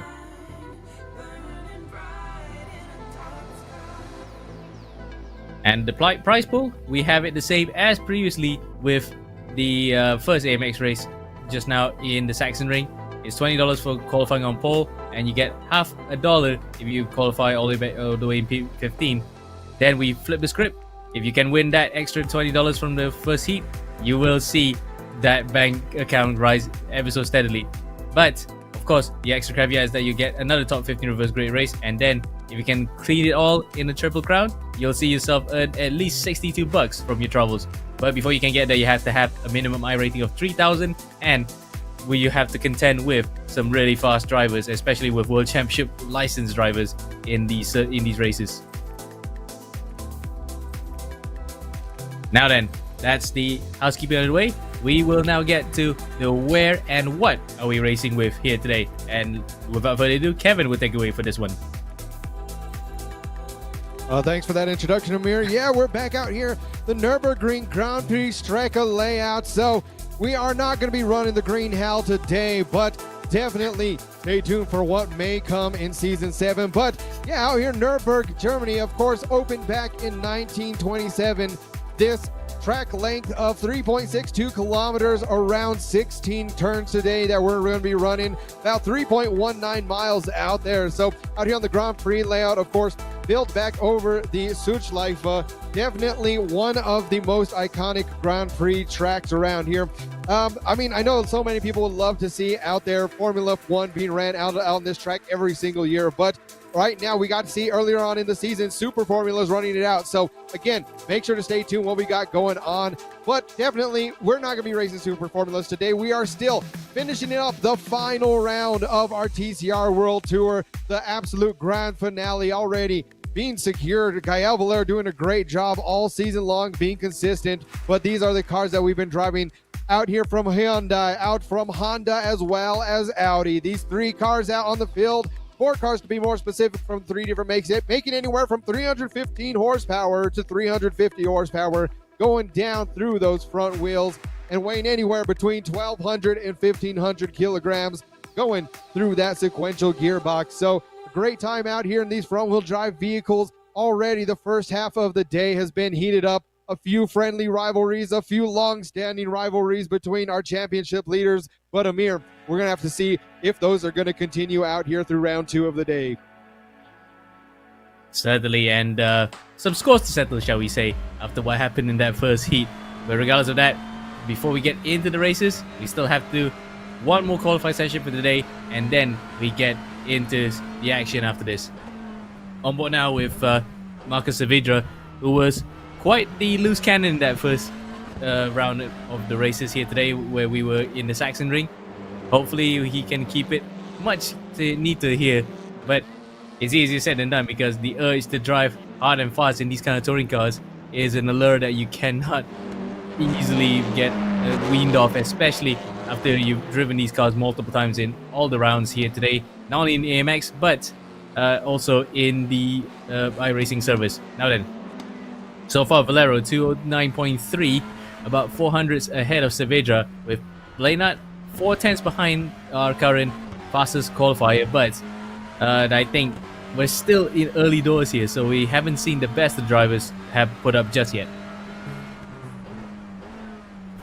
And out here, speaking of Saavedra, he had absolutely amazing pace when we were out at the Sachsenring earlier. So we'll have to see if he's able to keep that up out here at the Nürburgring. But yeah, as it stands right now, Gael Valero currently in the lead, not by too much though. Right now, it's only about a 400th of a second gap roughly between the top two drivers. So we'll have to see where they end up standing after this couple laps. We're not even halfway through this, so we already know these lap times are going to get faster and faster as we go along. There we can see from some of these guys a couple of incidents, like you mentioned, Amir. Marcus Saavedra had a couple of incidents going on out there earlier on at the Sachsenring. So definitely towards later on in the race, he was still being a bit aggressive, but pulled it back just slightly. Just again, patience is an absolute virtue out here in the TCR cars. So as much as you want to go fast, even if you have the pace over some of these guys, especially once we get into that reverse grid, you know there's slower guys in front of you. You know you're going to have to do what it takes to get the lead early on.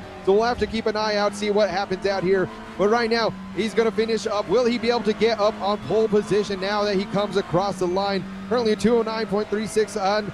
He improves, but it's still not enough to best Gael Valero. Yep, for now, 200s behind. That's as close as he would have liked to from the early skirmishes. Well, it's a skirmish in qualifying time. And speaking of skirmishes, there's been a bit of scattering of light on Juan Blainat's face, because he's literally now somebody like Batman in the dark, ready to pounce, while his car is completely opposite, very white on the outside. So it's bright colors on his car as opposed to him racing in the dark right now. So hopefully Juan will find that not so distracting. He can see well through while driving. Either way, he's about 3/10 of a second behind Valero at this point and still on for another lap. So the first runs here have been done, but Blainat is still on it for this one.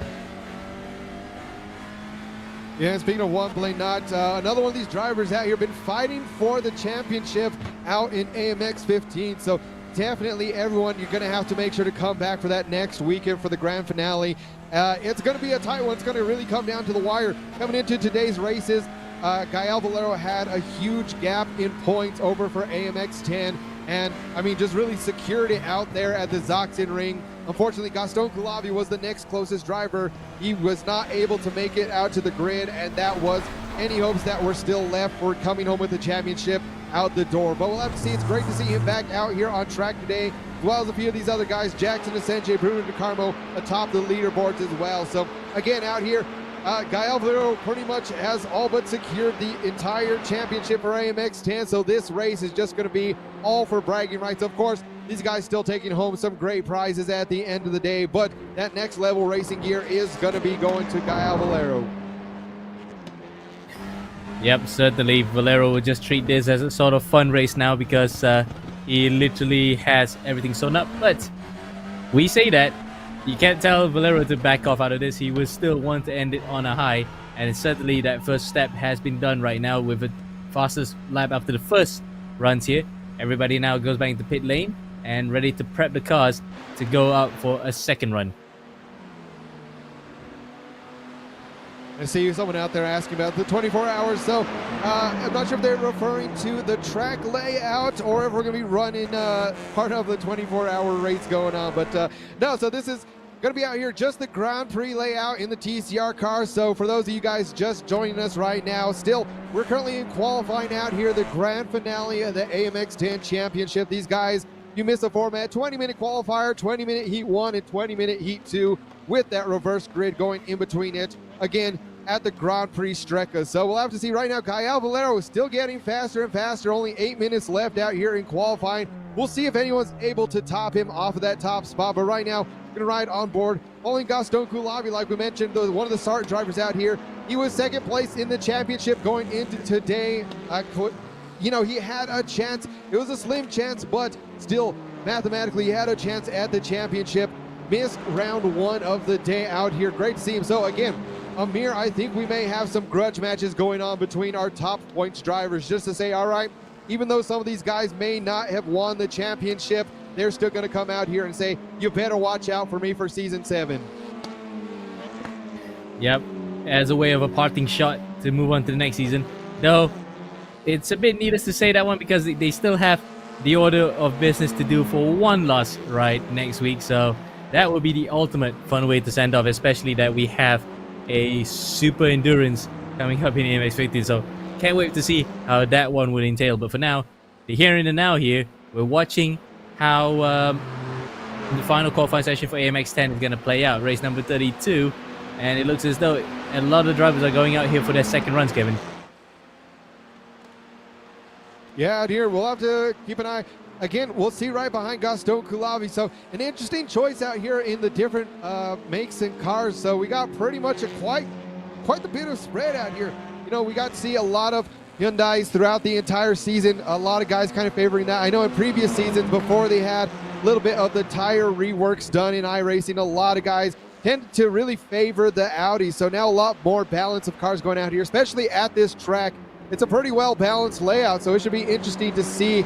I don't think the car choice is going to come into play as much out here. Of course, all these guys running fixed setups for this championship, so it's not going to be dependent on just what car they want versus how comfortable they are. I mean, that does come into play, but objectively, some tracks may have the slight advantage with cars. Of course, it's a give and take. Some better in the straight, some better in the corners, some with a longer wheelbase, shorter wheelbase. So again, we'll have to see. Is right now Gaston Kulabi coming across the line. Gael Valero still sitting atop with just over 5 minutes left in this qualifying session.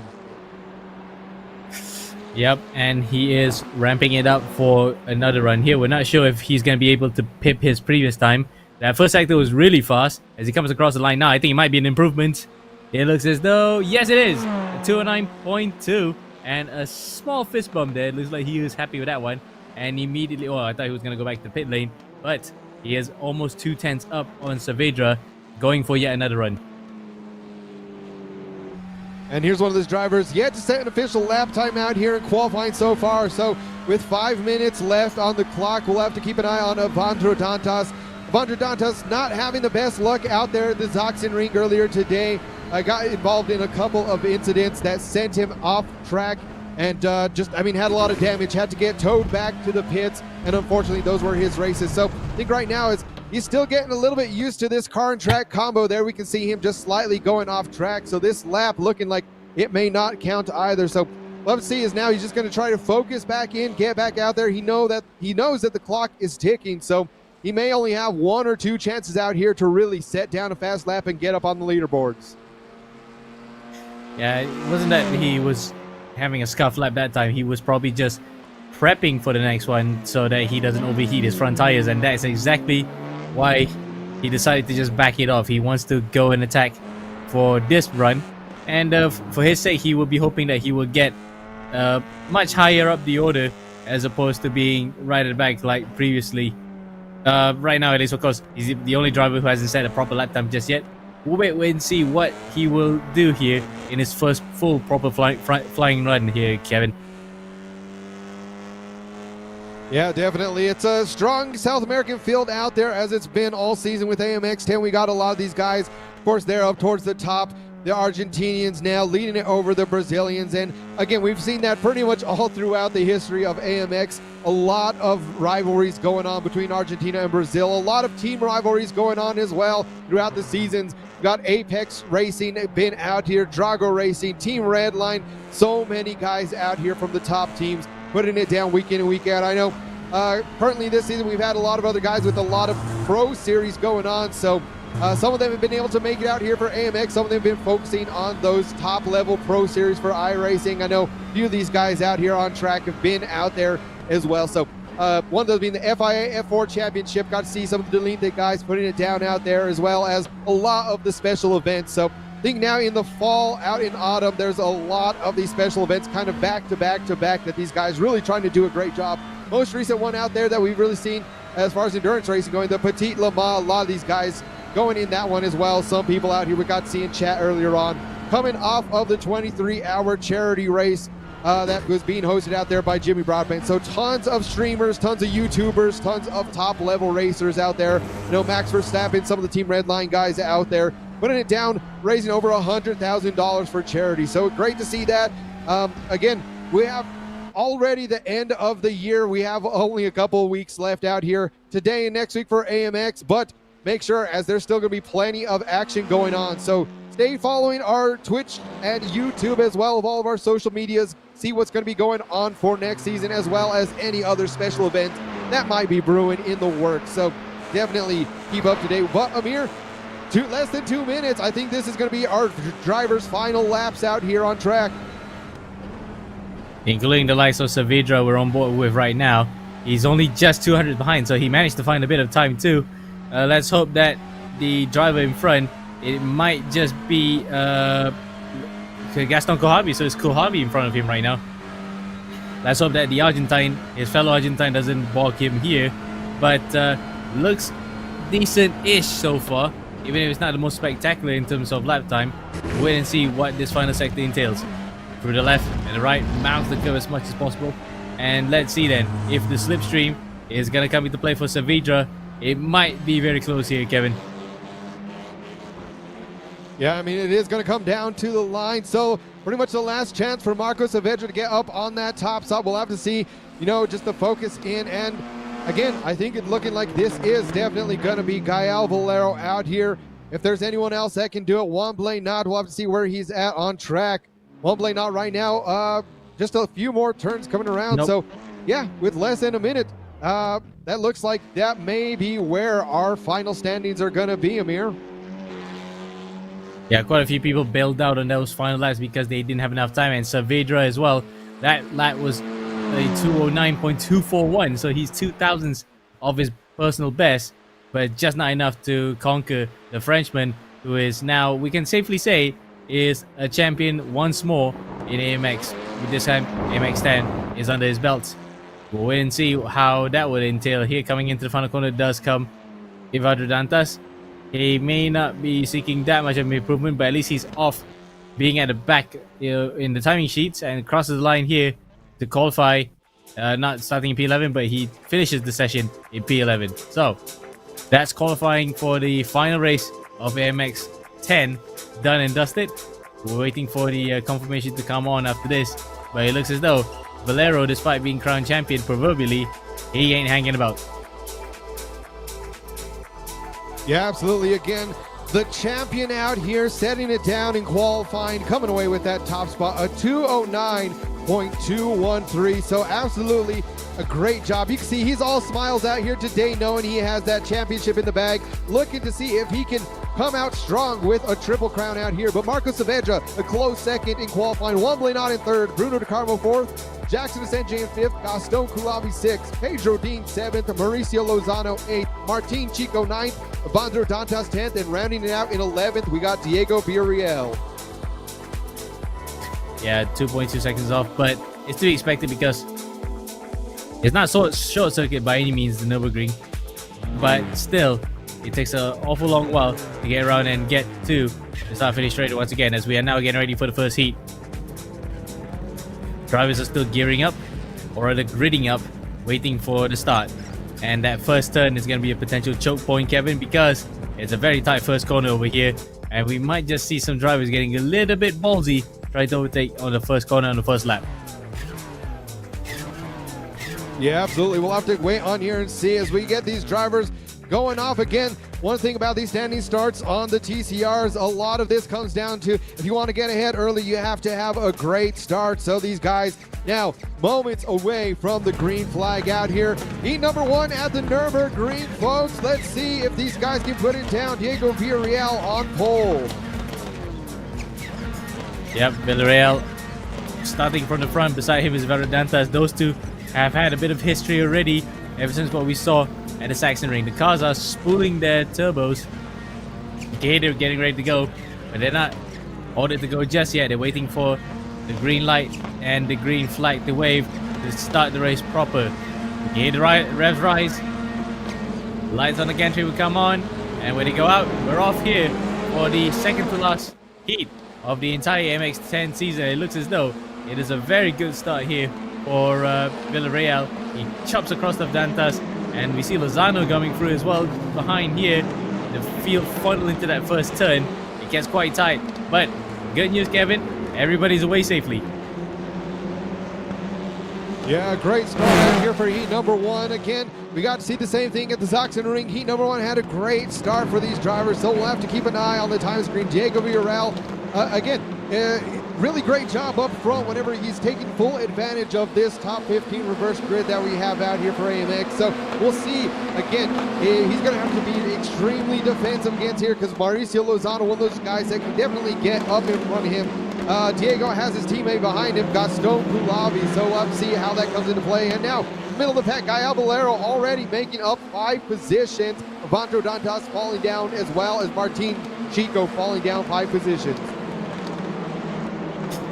Yeah, and the biggest loser of all that is Dantas because he was starting further up. But, oh, big collision! Saavedra gets the one spun out this time. And unlike what happened in the previous race, Saavedra faces the wrong way, but luckily, full frontal in a touring car, especially the TCR cars, helps you all your way to get it back straightened. But that was a scare and a half. Yeah, so just like that, I mean, reminiscent of what we had going on early on. Like we said, there might be some grudge matches going on. There might be a bit of rivalry. So we had to see earlier on as well. Marco Saavedra, Evandro Dantas, these guys out at the Sachsenring had a little bit of an incident going on. So same thing out here. Yeah, it could have ended up worse than it was, but still, unfortunately, Marco Saavedra now at the back of the pack. Pedro Dean looks like, unfortunately, did not end up gridding out here for heat number one. So currently, we're seeing Pedro Dean out of this race. We'll have to see if he is able to make it back in time for heat number two. Yeah, quite a shame, isn't it? Because you did say just now he was a bit on a roll after winning that heat. But again, a little asterisk has to be put on that. Whether or not it will stand remains to be seen. But back to the present timeline, this is Resende coming up to the inside of Gaston Kulhavi, and looks as though Kulhavi, teammates with Villarreal, did not put much of a fight because I think he just wants to get it straight on and just a straightforward shootout to the end. But it has put paid for him to be as close as possible to race leader, his teammate Villarreal here, because he's now having to defend himself from being overtaken. And of course, Jackson Senjay, he was up in contention for the championship, but as the cards lay, unfortunately, he will not be taking it home. But like I said, I think right now it's going to be the rivalry between himself and Gaston Koulavi. Those guys back and forth throughout the championship. We're going to see a picture-in-picture replay of the lap 1 incident there. Marcus Saavedra going down on the inside, and oh, it looks like just there. Oh man, so unfortunate. These guys ended up pretty much 3 wide. Avandro Dantas on the outside, a bit of ping-pongy back and forth. So that one there, again, Marcus Saavedra just trying to slow down, go to the inside, but unfortunately, we had 2 other cars outside of him that had just bumped into each other, sending it into him, and Saavedra getting the worst of that one.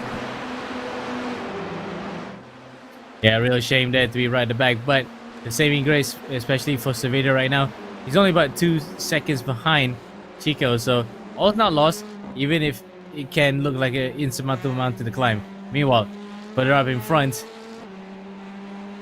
Villarreal still hangs on to lead by nearly half a second in front of Mauricio Lozano. We know how well Lozano can do under a certain amount of pressure because he is one of those drivers that competed in multiple sim racing events before. Let's see how he's going to fare here, trying to overtake a man who is in a slightly faster car. The Hyundai is much faster than the Honda straight, but the Honda is very good in the corners. We'll wait and see then. Is he going to make the move this time, Kevin? Yeah, I mean, I would expect it, especially right here. Such a long home straight going into turn number 1. And oh, it looks like smoke in the back there. We got Gaston Koulavi. So we'll have to see as almost an unsafe rejoin there. Devandro Dantas almost getting caught up with Koulavi there, joining on the track. So yeah, we'll have to take a replay of that later on. But here we see Jackson Senjay now trying to go high up towards the lead, hit side by side with Mauricio Lozano. A little bit of door bang right there. But we have to see now Mauricio Lozano with the inside line, kind of pushing Jackson Senjay off to the outside, making him say, all right, dude, I'm going to battle you hard. I'm not giving this one up that easy. And now Gael Valero taking advantage of that battle. Now side by side, Gael Valero, Jackson Senjay right there, battling it for 3rd place, but Valero will concede. And now Jackson Senjay trying to defend off Gael Valero. We see a bit of blocking going on in the back. So tons of action now going up for the podium, Amir. Yeah, absolutely, Kevin. We thought that it was just going to be a bit of a boilerplate affair, but it looks as though it's become much more interesting because Villarreal still is in front. He has hung on to this for now, but he sees the likes of Lozano, who is quick in a touring car, can come out to the back of him, and maybe, just maybe, he might try his luck in trying to carve his way up through the field for the next one. He'll be starting from last, but how he would love to be on a high here today after such tribulations in the other classes in AMX. He's ready to go for it full time. Now, further behind, Resende and Valero, by the looks of it. Yeah, Valero around the outside he goes for a bit of a slide, but Resende manages to hang on to it, only just losing a couple of positions to the presidential candidates. Yeah, these guys know this is the last race for AMX 10 of the season, so they're definitely going to be wanting to lay it out all on the line, and so far that's proven true. As we're only into lap number 3, there's been so much action going on between all of these drivers throughout the grid. So I mean, at this point, I'm not even going to make a prediction who I think is going to win, because it's really anyone's game at this point. There we see that picture lap number 1 incident, just right on the inside, looking like Koulavi trying to hold that line, and just unfortunately, there's just not enough room right there going around the final turn. Koulavi gets sent spinning off the track. Yeah, but luckily though, he didn't end up getting clattered by the barriers, because remember we saw, I think it was just last season, before the start of the AMX20 race at the Hungaroring, the prototypes just plowed into the barriers because it was an open barrier just like that in the final corner. Mercifully, that didn't take anybody out completely, though. Again, it's a measure of adhesion, how much you want to get away with it, especially on a tight track like this, and the barriers are so exposed coming into the pit lane.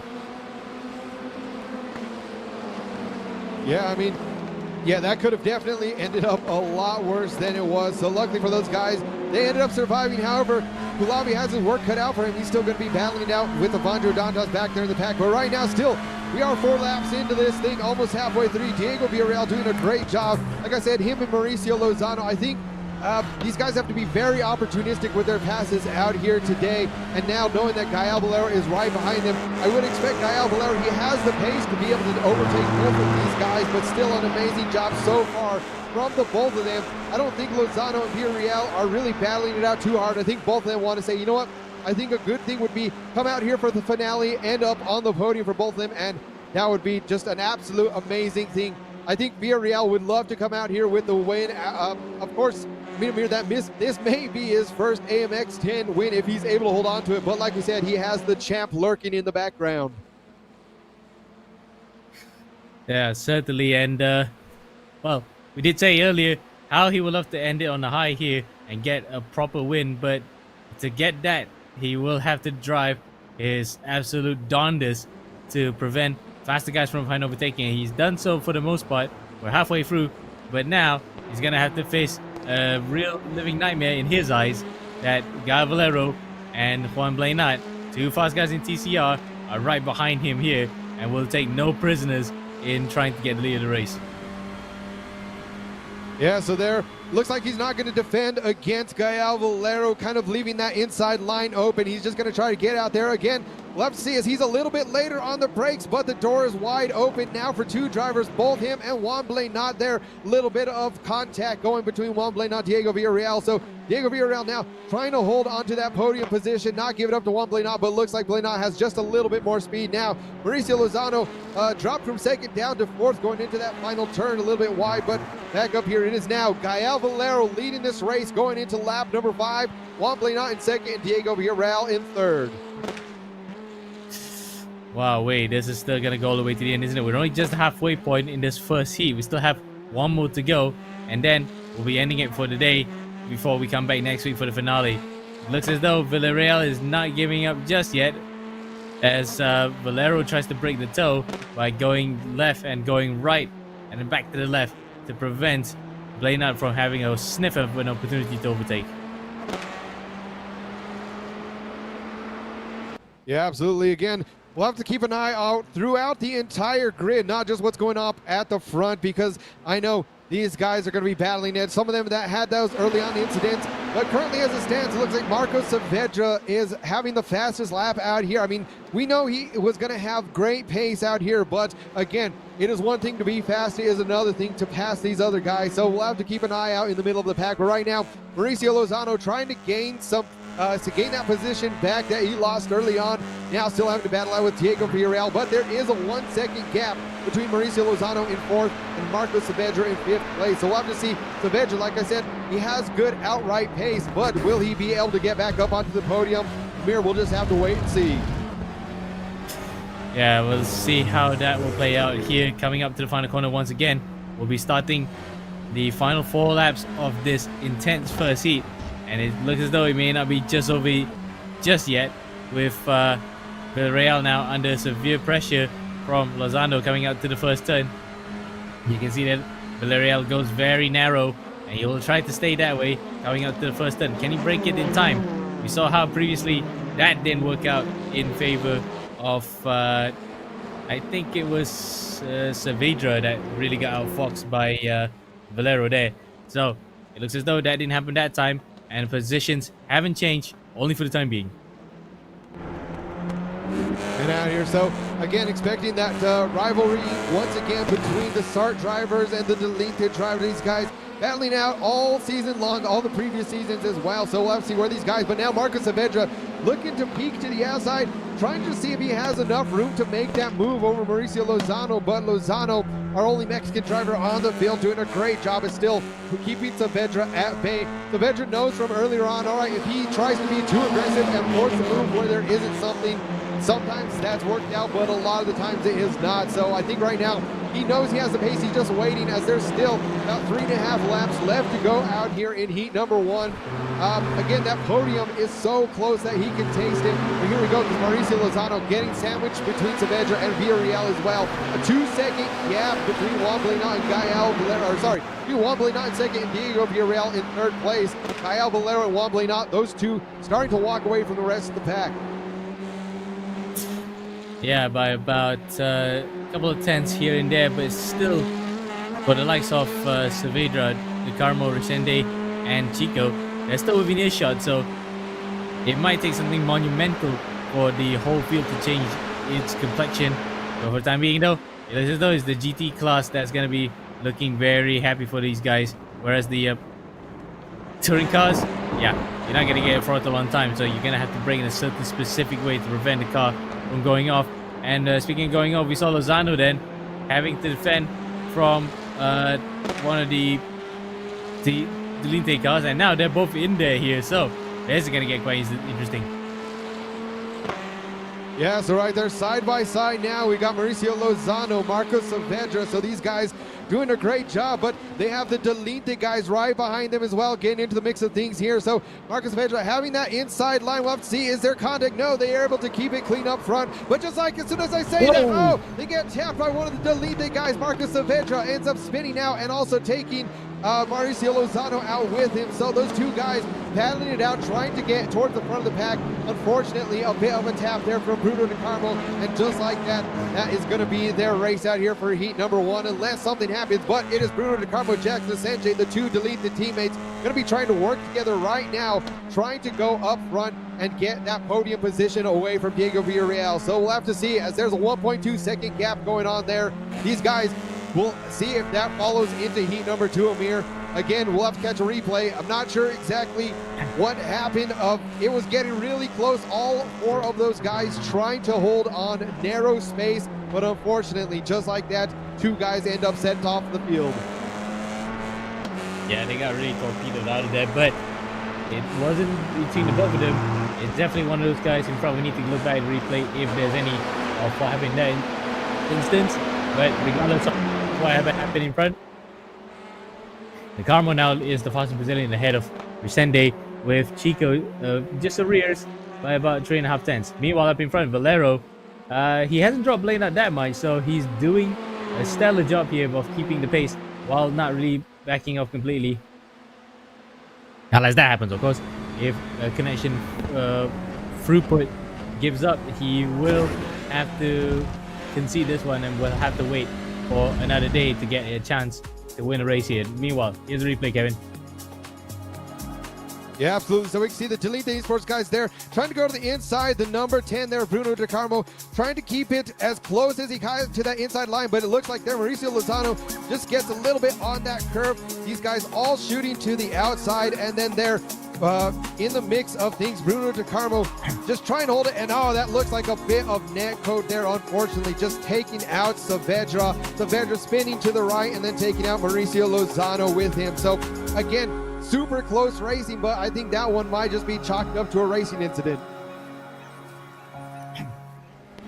Racing incident, and the fact that the connection throughput just had to happen at the worst possible time. But regardless of that, we still have at least 10 drivers who started this race in it. The only one outlier is Pedro Dean, who has decided to say, okay, maybe I'll hang in the pit lane and get pole position for that final race of the entire season. Yeah, so just like that. Now, oh, move almost to the inside. Martin Chico starting to get a little bit aggressive, saying, you know what, I'm going to try to go up against these guys, put it in there, sticks his nose to the inside, but just didn't have quite enough space there. So he concedes that space back to Jackson Sanjay. So, like I said, even out here with just about a lap and a half left to go out here in heat number 1, these guys are still fighting with everything they have to get one more position out there. So, again, these guys battling it out is leaving a little bit more room for Diego Villarreal, but Bruno de Carmo has closed that gap pretty tight, about a 3.7 second gap in front of Villarreal. So Gael Valero wobbling out those guys. The gap was closing, but Valero just has a little bit more pace, starting to walk away with this one, Amir. Yep, and the fact that once he got some clear air, that's just, you know, the race is definitely out of your hands if he's up in front and well and truly clear. The rest of the rest is still in there. Blena is still catching up to him, just bit by bit, but then you can see the gap just increasing even more once Valero hits his stride. The only other position of note that's in a battle right now is between the Brazilian and the Uruguayan. Villarreal, through all of that, is actually still on course for a podium here. He has probably earned a couple of podiums prior to this. The win is still eluding him, but imagine he gets it as, oh, what is Chico doing? I'm not sure. He just, just slowed down a lot right there coming out of the final turn. So Not sure what's going on right there. Again, that your guess is as good as mine on that one, Amir. It didn't sound like, I mean, these guys not running out of fuel, but with that, the white flag is out, and the Delinte Esports guys trying to take away that podium position from Diego Villarreal. Diego Villarreal having a great race out here in heat number 1, but we have 1 lap left to go. Less than a lap, Amir, to see if he's going to hold on to it and get that podium position away from the Delinte Esports guys. Wow, wait, this is going to be quite the most intriguing final lap ever you might see here. And for Villarreal, if he could get away from this one with a podium, he'll be one happy chappy. But that's just hypothetical. If it is a good ending, we still see the story right here being written right now. And for the time being, that defense from Villarreal has paid dividends for him. He's still ahead of the Carmo and Resende.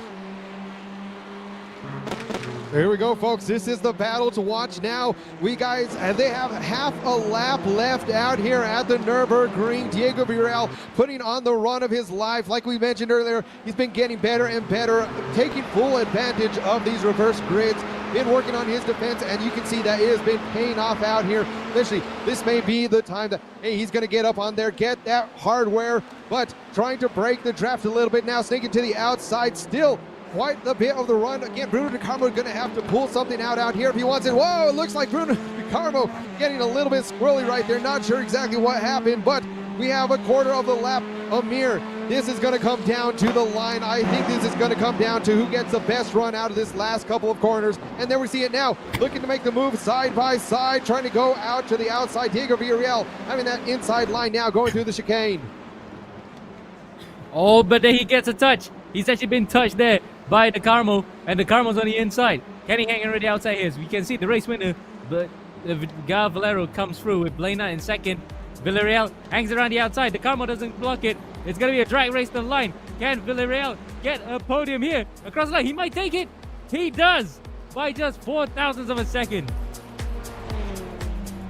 Man, an absolute just great finish of heat number 1. Diego Villarreal getting up there on that podium. The back and forth between himself and Bruno Di Carmo coming out of the chicanes. There was a bit of contact there, but Villarreal said, you know what, guys, I am here and I'm going to do whatever I can. And he did, coming away with that 3rd place. Just an absolute great finish to the season, finish to that race. And now they're going to get shuffled towards the back of the field. Just absolutely amazing. Again, congratulations to Gael Valero, Juan Blena as well up there on the podium. Oh, wow. That closing stages of the race with the Carmo and Resende all on the heels of Villarreal. He managed to stave it off and gets a well-deserved podium. You can ask for a better way to finish it, and we can't be more happier for Villarreal than that one. What a great battle to the end, and hopefully everyone gets entertained by that. But up in front, it is still business as usual for Gael Valero. Despite taking the AMX10 championship, he wants to really stamp his authority by really showing that he can win on it even more. Now we head to heat number 2, and hopefully we'll get some more of the same vibes as we're looking at Diego Villarreal, a man who finished 3rd just now in an amazing finish.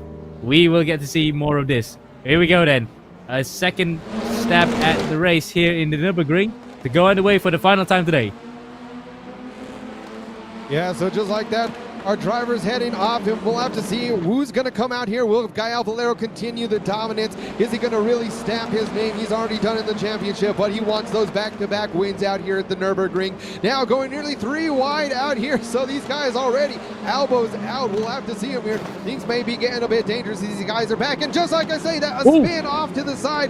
So that looks like that's going to be, we'll have to get a see on that. That was Martin Chico there towards the back. So again, man, lap 1 chaos ensuing out here. These guys came back onto their cold tires, and just like that, our first driver, our first casualty of the heat number 2 going on here. Yeah, Chico definitely got shafted there, but mercifully he kept it off the wall, so he's still in here, albeit a couple of seconds off from the rest of the field as they come streaming through up to the hairpin that leads up to the Schumacher S's. Looks as though everybody's keeping it neat and tidy for now, but again, it could be just a false perspective, because once everyone gets settled into the rhythm, you might see some attacks happening. Yeah, we'll have to see, because like I said, it's not the day out here for Martin Chico, so not having the best day, but again, still great to see these guys, no matter what happens, get back out on track, because like we said, with how aggressive these guys are being, the final TCR race of the season, the final heat of the season for TCR as well. It is now or never. Every single person out on the grid wants to make it known, you know what, you need to watch out for me for next season. You need to watch out for me for next weekend as well. So again, Gaston Coulavi still leading the pack up there. Mauricio Lozano, Marcos Saavedra now make the move over Pedro Dean. So glad to see Pedro Dean unfortunately not making it out for heat number 1, back on track out here. Also wanting to come home with that win. He already has 1 win in Super Formulas out at the Nürburgring, looking to make another. But we see the guys just shifting order all through the middle of the pack. And oh, a beautiful move out there right up through the middle. So we got Wambley not getting in the mix of things too, saying, all right, guys, I'm coming out here. I want 1 more win in AMX 10. Yeah, certainly.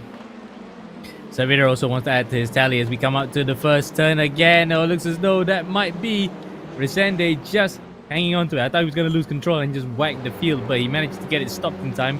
Still side by side with Valero coming up through the first couple of corners here at the end of the first sector. Great bit of driving. Everyone's just keeping it quite circumspect. Apart from that little incident with Chico, everybody else has been playing a little bit safer here in the second heat, which is quite a surprise to be honest. Yeah, so just like that, I think these guys finally really finding their rhythm out here. So again, as the train goes, we see what happened there with that incident with Martin Chico. Again, the picture-in-picture replay. Yeah, I mean, these guys just such close out there battling. And unfortunately, all it takes around some of these turns is just the slightest of taps out there. We got to see earlier on one of these incidents being attributed. And oh, just we see that. We see there, Gael Valero, Wambley not off the track. So, man, 2 more people there. Pedro Dean as well going off into the gravel trap. That one, multiple cars getting involved. Amir, I mean, just so much going on out here in heat number 2. Yeah, certainly. This is the most dramatic way to start. We thought, okay, everyone's setting into rhythm. How wrong we were, because we're only on lap 2. And that was a massive accident that took out Wambley Knight, because he was side by side with this man, Gael Valero, our newly elected champion for AMX 10 as we are speaking right now. That was quite a moment of madness there, but mercifully though, no one else came along with them. So for Valero, that might just be a wake-up call and say, okay, it may not be so smooth sailing as he'd have thought. But now we'll have to see is Gaston Coulavi. So we already had start up on the podium out there. Diego Villarreal, a great finish in heat number 1. Now Gaston Coulavi looking to make it another great finish out here for Sarge. See if he can, again, keep his name out there in the championship standings up in the top 3. We got to see earlier on, he missed Sachsenring. That was his championship hopes in the bag, but he still wants 1 more win. He's been coming out here all season long, very strong for TCR. And like we said, him, Mauricio Lozano, again, until we had that bit of incident going on, shuffling down the order. But here's another man, Marcos Saavedra, right now in third place, has the pace to be able to get up there. Currently the fastest lap held by Saavedra as well. Yeah, certainly. So he looks as though he's the one that has the bit between his teeth at this point. Behind Lozano, behind Coulavi. Coulavi might be thinking of, well, since his teammate had the best of runs in that first heat, he might want to go a few times better here by claiming the win in heat number 2. And now we see your top 3 right now just getting into a bit of a train. There's about a 2.3 second gap between the top 3 guys in 4th place, but we know Gael Valero, he's currently sitting in that 4th place position, feeling the pressure from Bruno de Carmo, but he does have enough pace that we got to see in heat number 1. And right now, again, we'll have to see. He definitely has it in him. We're still only about a third of the way out here, just over 6.5 laps left to go. But with that, we're going to head back into a full screen replay, see on the action what happened earlier. Yeah, remember, this is when we were still viewing the replay of a previous incident that happened. Oh, that looks as though that time around, Blaine Knight probably didn't see the closing speed that he had with Valero, sent him pitched sideways into the barriers. And luckily, though, well, in fact, almost unlucky for a second that Dean got tapped from behind, but he plowed the throttle the way through and just prevented himself from going into the gravel trap. But for Blainat, well, 50-50, isn't it? That will probably go in as a racing incident, because certainly the both of them were probably not noticing how much the closing speed was becoming. And after looking at, I mean, yeah, great save from Pedro Dean, just being an innocent bystander in that one.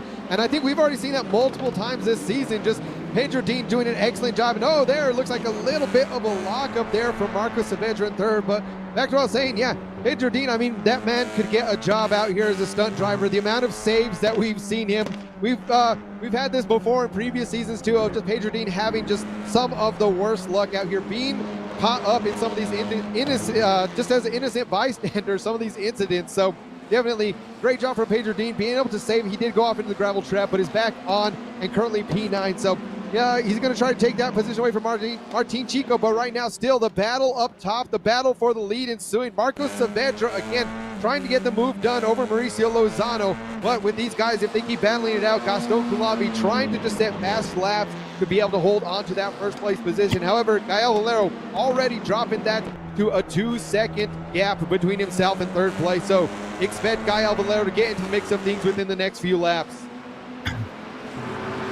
Well, he might just make it within the next lap if he were to say, well, I might just want to sneak in here another win or so just to end the season on a high.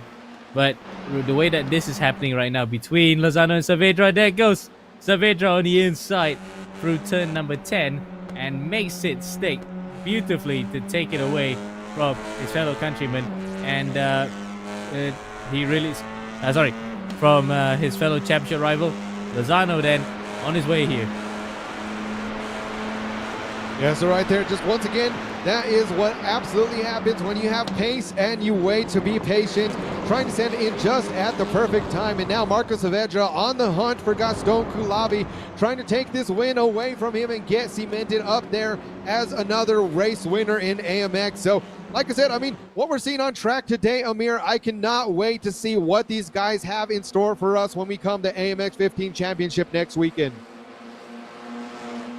Oh yeah, certainly, especially that it's an endurance format, and that one, it might just get crazier and crazier how that race, that finale will transpire. So look out for that one. It's on Sunday on the 17th. We can't wait to see how the finale, the crescendo of how this goes, will end. Yeah, so of course next weekend going to be our grand finale of season 6. We still got a couple more races going on. Of course, AMX 0 free to join for anyone. That's going to be a fun one. We're heading back out to Tsukuba in the Radical SR8. So again, free cars, free to join for everyone out there. If you have iRacing and you just say, you know what, this looks like a lot of fun, I want to get involved out there, you can race up against some of the best of the best. Of course, I expect that we'll hopefully get to see Duda Barrichello back out there once again. So even your chance of saying, you know what, it'd be awesome even to just be on track with some of these pro drivers, both in the sim, both in real life. I know, again, I pretty much say that every single weekend of like, hey, if I'm not going to be up here in the booth, I love to hang out for AMX 0. Even if I know, I definitely know I'm not the fastest driver, but it's still always a great time out there, a great amount of fun. So you can get signed up for that as well as any of the other races left in the season. Head over to amxrace.com for more info, as well as, keep it on your bookmarks tab on your browser, especially when season 7 is going to roll around. Definitely going to be great out there. You can have your name up here on the list with these champions, be able to upset the king himself of AMX, Gael Valero. So season 7, stay tuned for more information on that. But back to the race right now, we have just over 4 laps left in this one, and the battle is getting heated up. Marcos Saavedra closing down the gap between himself and Gaston Kulabi in the battle for first. Yeah, and how Kulabi again would love to finish the season on high after disappointment of missing out on the previous race. Now he has every opportunity to make amends almost immediately, though he'll have to defend quite hard here because Saavedra is only about 2.5 tenths behind the Argentine. Now it is a fellow Argentine driving, but how he will treat him remains to be seen. Yeah, definitely. Again, like I said, these guys out here, so although they're from the same country, that doesn't mean that they're going to not battle it out. Of course, Marcos Saavedra, we got to see earlier in heat number 1, as well as right now, he currently holds the fastest lap still, so the pace is still there. He's a little bit slower as well as all the other drivers, a little bit slower. Quite a few of them, though, in the middle of the pack, setting their own fastest laps. But we'll have to see. Marco Saavedra still in the 209s, as well as Gael Valero, who's going to come back out on top this one. Valero already closed down the gap. It only took him a couple laps to get back up to Mauricio Lozano. So now a battle for first and a battle for third. Yep, we have to keep an eye out how those two battles transpire. But this is the one we're looking on right now from Kulhavi's rear bumper, looking to Saavedra's front grille. And we know Saavedra, he can be quite a canny driver in terms of how he goes about in doing his attacks. We saw how it didn't go properly for him while we were in the Sachsenring. Now he's ready to pump hounds once again. Let's see then, where is he going to go in relation to Kohavi? He digs on the inside. He actually sold him the dummy to go through, but he's not going to get it done this time. Yeah, just slight contact coming out of that turn as well, so that could have ended up a little bit worse, but Gaston Koulabi still holding on to the lead after that one.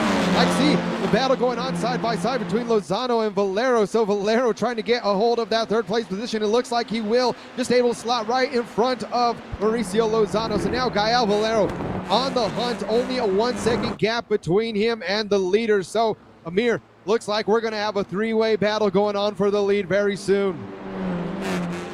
Or make it four ways, because Lozano is not that far away either from Valero. So we'll wait and see if Kulhavi now, he's not going to defend, although he is allowing Saavedra to just come by again.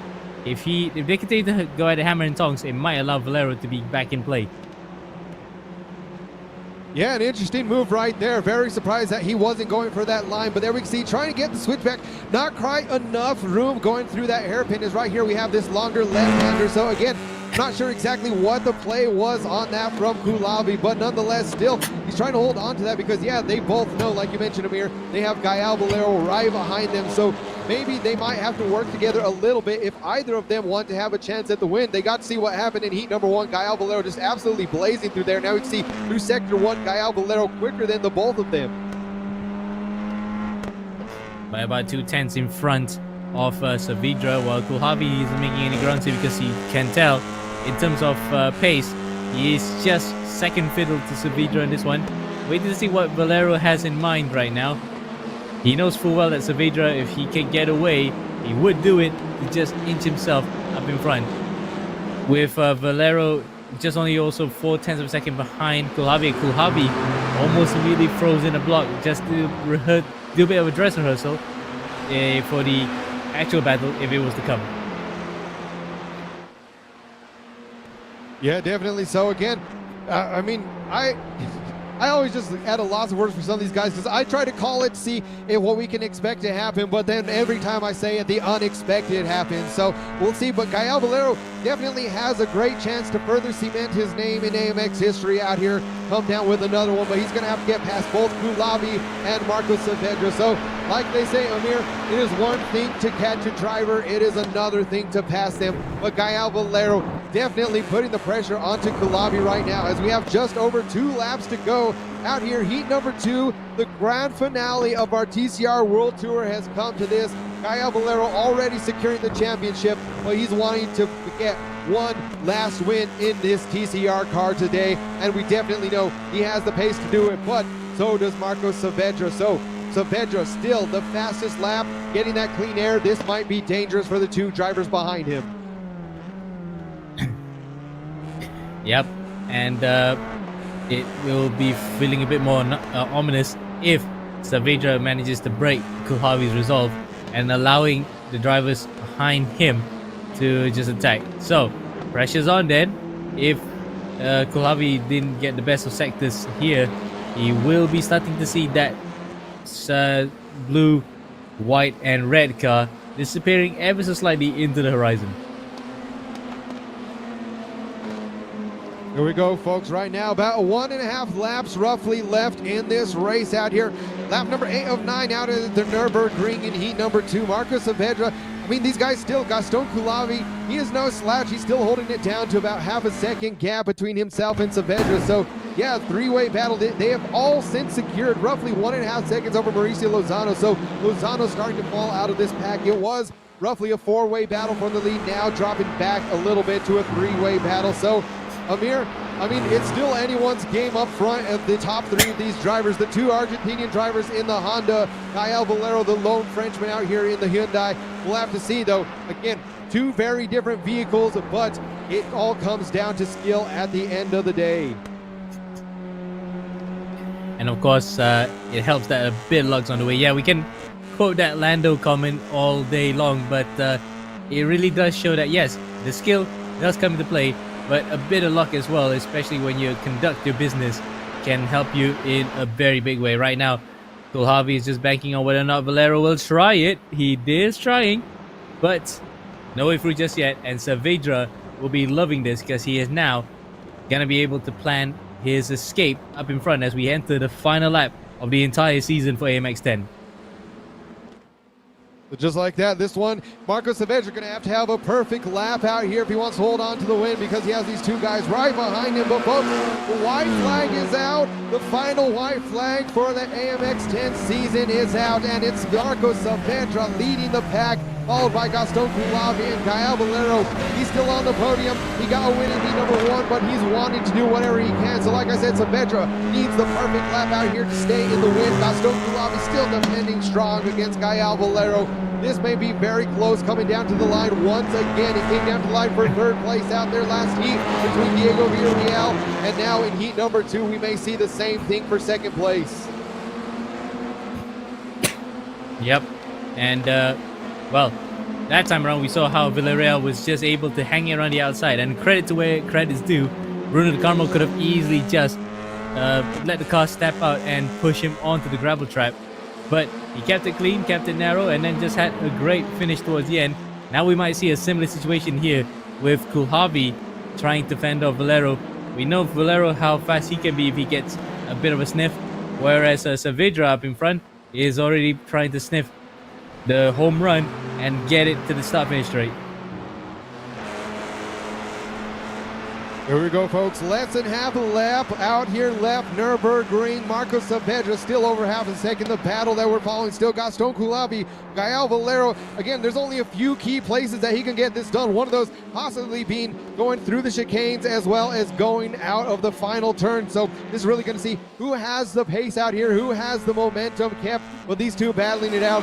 Still, unfortunately, Mauricio Lozano a bit too far behind unless these two guys in front get into a wreck. So fingers crossed we get it, keep it clean all the way through the checkered flag. But now going through the chicane, we are only a few turns left from getting one more win out here at AMX 10. Marco Saavedra now rounding out. Gael Valero trying to peek to the inside. Is he going to send it? He does not have the momentum. So just like that, Marco Saavedra going to be coming across the line in first. Gaston Coulavi right behind in second, and Gael Valero in third. Wow, what a way to finish off the season. And for Saavedra, 2 heat wins in a single day. He'll be one happy chappy. And to make it even sweeter, an Argentine 1-2 right behind with Coulthard in second. And third, Valero to finish off a successful campaign up in front. And that's really putting a feather in his cap on what has been a great championship endeavor. Absolutely, and again, huge congratulations to all these guys as well as the champ himself, Gael Valero. I mean, I don't think we could ask for a better season finale for AMX 10 out here, Amir. Oh yeah, definitely.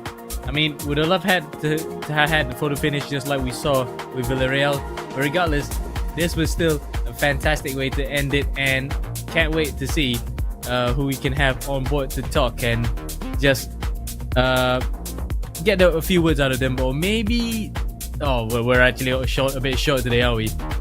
We'll wait and see first whether or not we can get anybody on board to talk to. Yeah, but just like that, there are our Heat 2 results, folks. Your BenQ session winner, Marco Saavedra, taking it home for Argentina. The Argentine 1-2 out here in Heat number 2. Gaston Coulavi, he was battling it out all season long with Gael Valero, coming home second out here in Heat number 2 as well. In third place, the champ himself, Gael Valero. And going down the list, fourth goes to Mauricio Lozano. Fifth place, Bruno De Carmo. 6th, Martin Chico. 7th, Jackson Asenge. 8th, Diego Villarreal. 9th, Pedro Dean. 10th, Avandro Dantas. And rounding out in 11th, Juan Blena with the fastest lap once again. Marcos Saavedra just showing immense pace out here at the Nürburgring today. Indeed, and well, it was just fulfilling a promise, isn't it? Because he was just clear away one of those fastest guys, and he needed to make it work, and it did work towards the end. Now then, we're back on camera here. Yeah, I gotta say, I agree with you on that one. It was an amazing finish to what has been a great season in TCRs, as per usual. We saw it last season, and we saw it here as well, how it could go all the way to the end and then some. It doesn't matter who's up in front. Battles can happen all the way. Absolutely, but Amir, I think it's time to talk to the champ himself. Another season and another championship in the books for Gael Valero.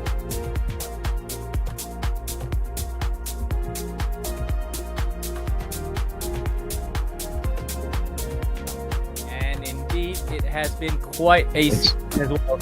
And once again, for Gael, well, we have to really say felicitations and congratulations again for another title. That's already 2 this season. Take us through both of your races today, because it looks as though it was quite a tough one, but you got it there in the end. Yeah, it's pretty much the definition of taking matter on hands. When you know you have the speed and you see a roadblock, you kind of have to push through it. That's how it is. Fair enough.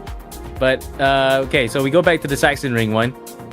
Looked as though that the early skirmishes happened, but the collision with Dean just now, how do you, from your perspective, how did you see it? Because it looks as though you got the move done, but then it just happened, the pit maneuver sent you spinning. No, it's just an unfortunate incident. It's a very tricky corner to approach, especially when you're on the outside, because you don't really know how much space you got inside. So it was tight, but I could have gone onto the curb a little bit. So it's just, yeah, just how it is. Indeed. And at the very same corner, you pulled off an amazing maneuver on Jackson. Take us through how your thought process going through that one, because it looks as though you were setting it up quite a few laps prior, but you managed to make it stick in that one opportunity to just get the better of him. Twice on the outside. Yeah, it was pretty dodgy. Exiting it, could have clipped his rear, I think, a couple of times, and after that I saw that the entire section wasn't benefiting the car on the outside anyway, so took him by surprise. I was a bit far, and sent it, pick it, and the stamp. Indeed, and luckily it didn't end up into anything that was unnecessary in that one. Then finally we go to the Nürburgring. It looks as though once you just got out of in front, it was quite smooth sailing, wasn't it? So in that part, because you probably could tell that you're winning the championship, were you there to take it easy, or you just want to just say, okay, end the season on a high? I don't really care about the championship. There's not even anything to win this season. Just trying to do the best results, and yeah. Indeed. Well, once again, magnifique. Congratulations on winning the AMX10 championship. You said just now was not the big deal, but hey, it's a nice bonus and more prizes coming your way. So hopefully for the next week, we'll see you to finish off the season, and good luck, best of luck for that one. Thank you, Amir.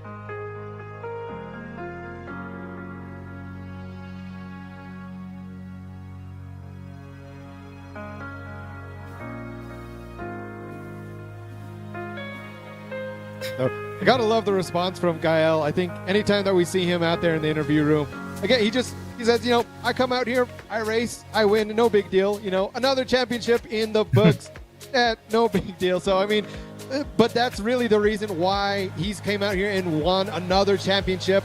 Again, here AMX10, AMX5, because the man, that's all he does. He comes out to win, and he proves it. He leaves it all out on track. So great to hear from him, Amir. Indeed.